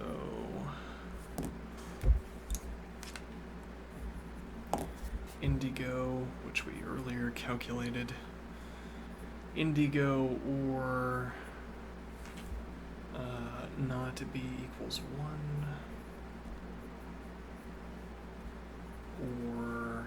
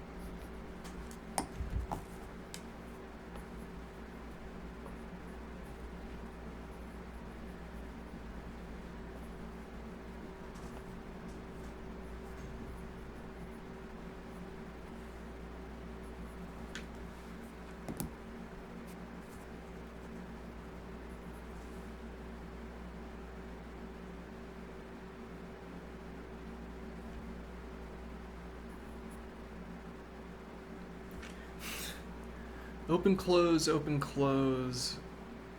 Open, close, open, close, open, close. Open, close, open, close, open, close. Open, close. Okay. Where indigo blue is interderivable.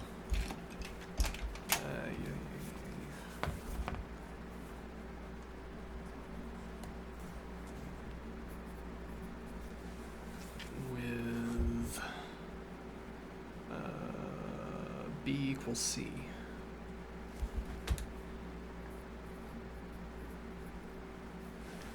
Okay. Now, what do we want to do?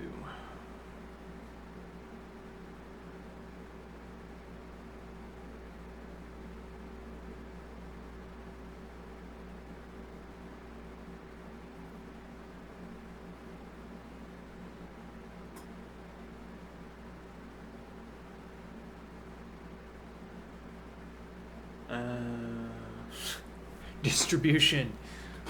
I want to do distribution. Yeah.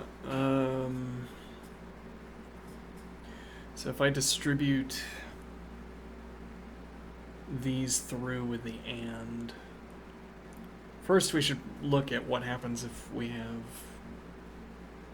green and not B1. We might get a comparable simplification, but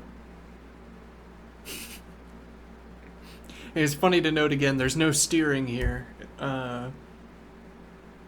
I'm not thinking about the sets and then thinking, oh yeah, that'll probably work because of how the sets work. But if I have and, so we and distribute through these two disjuncts, we would have not B equals 1 and green and not B equals 1, which simplifies down to green and not B equals 1. Or not B equals 1 and not C equals 2.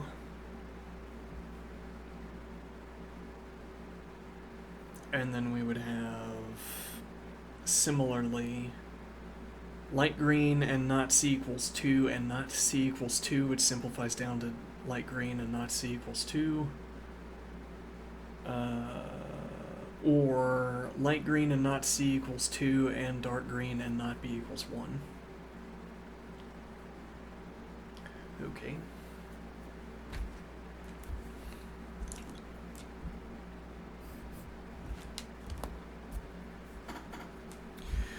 Let's look at dark green and not B equals 1.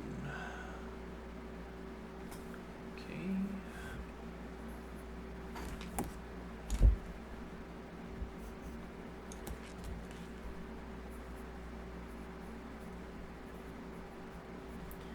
Which is the expression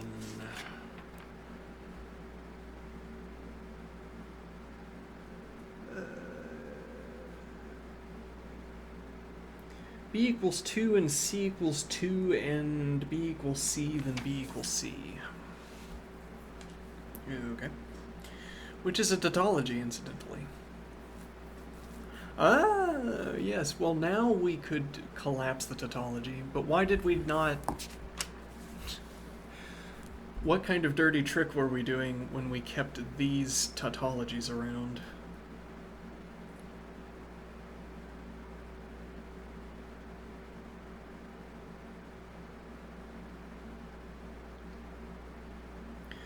So, this is a contradiction. Then we have not B equals 1 and C equals 2 or contradiction. So it must be not B equals 1 and not C equals 2. Or rather, not B equals 1 and C equals 2.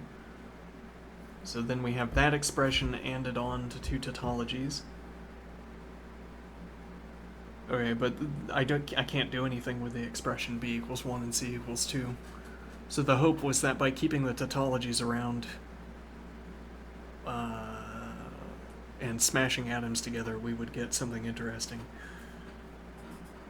It's not clear that that will be the case. But maybe. Who knows? Alright, so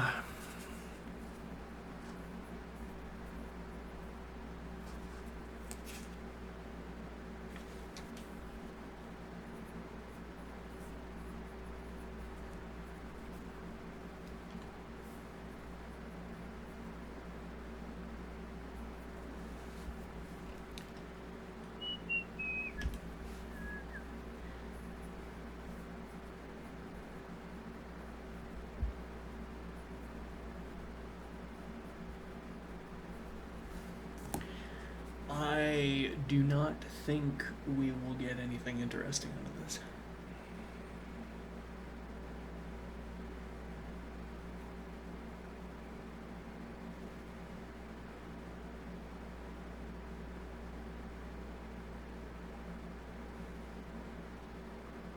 In the consequent, we would have b equals c and not b equals 1, from which I suppose we could derive not c equals 1.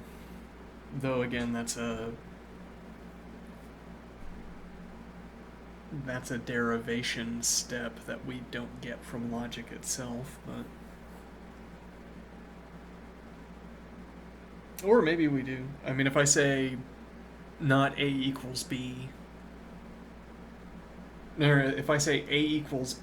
Okay, if I say b equals c and not b equals d, I guess... Might as well check it.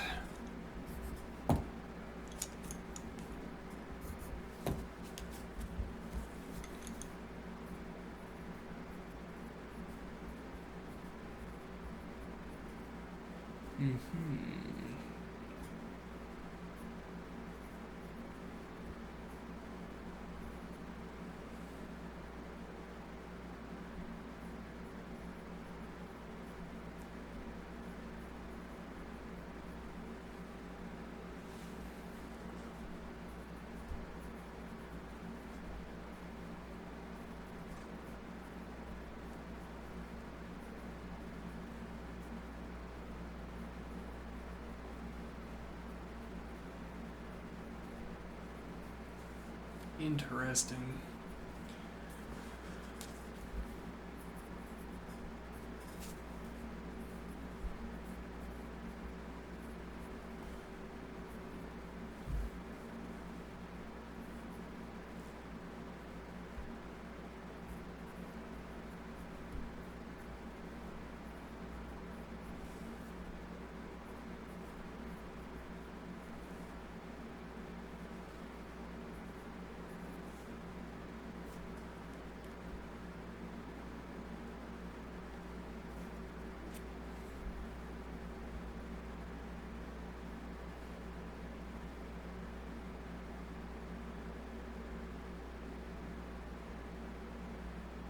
Okay.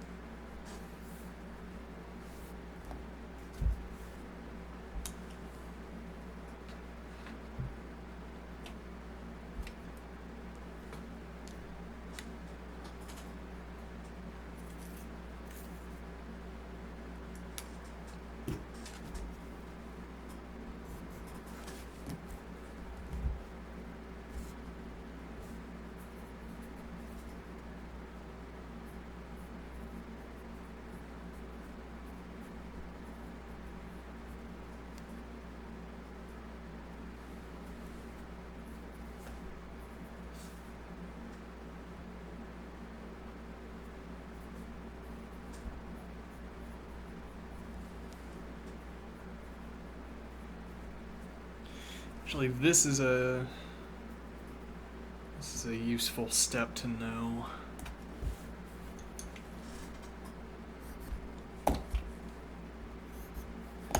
I have P and not P or Q or R,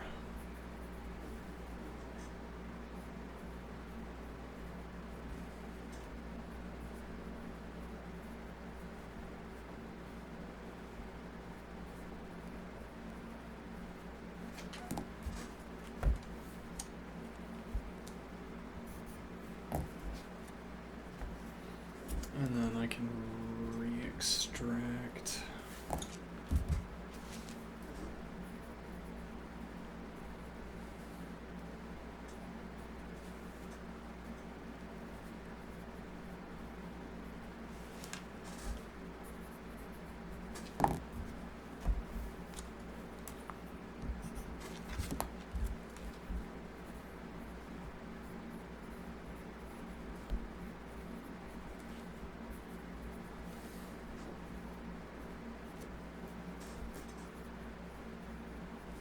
So I don't have to perform a distribution step in order to get rid of the contradictory conjunction.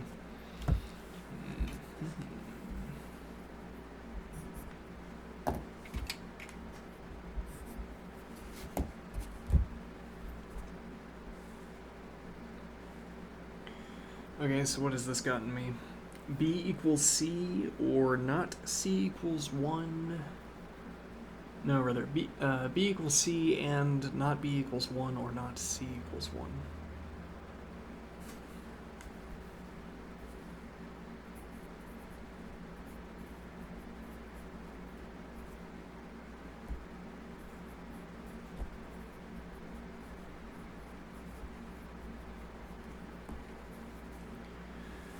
Okay, which tells me that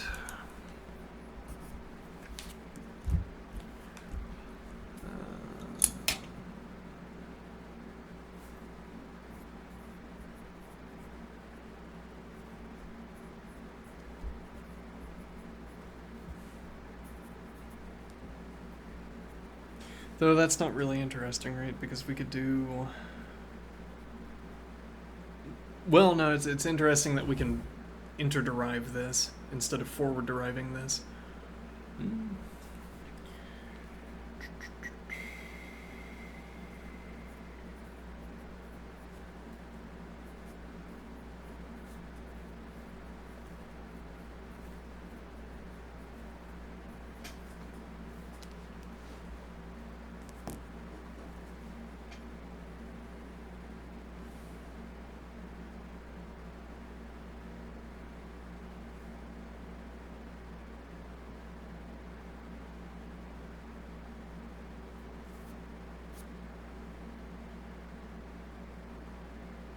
Though it's not quite what I wanted to derive.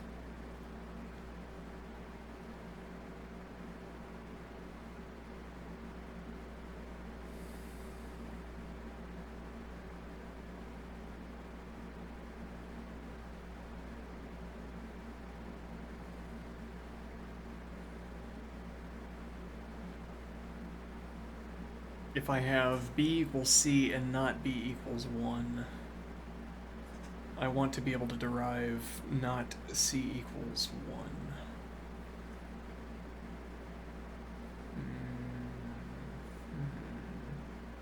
I guess that's raising as a kind of parting question whether we would need to give ourselves another rule if I can't derive that mechanically and yet I want it to be true.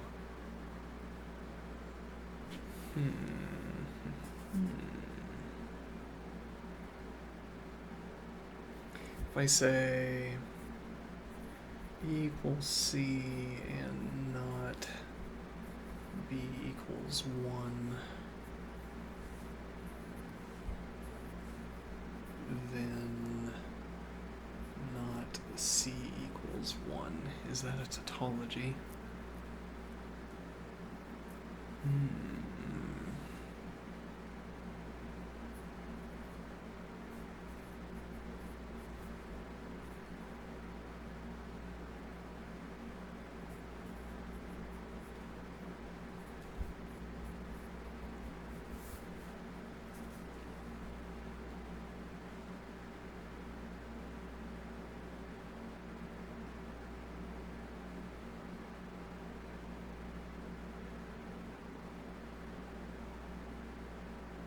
If I have... I could derive this as B equals C and C equals 1. Then B equals 1. Oh, no, it... Yeah.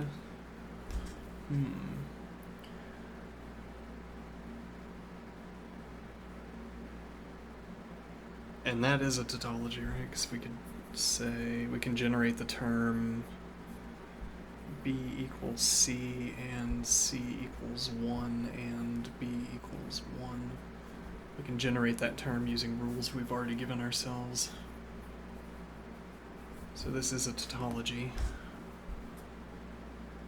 But yeah, it takes this additional rule of being able to generate this term given these two terms, which is maybe why it's not obvious that this is a tautology, or why it's not obvious that my mechanics make this a tautology.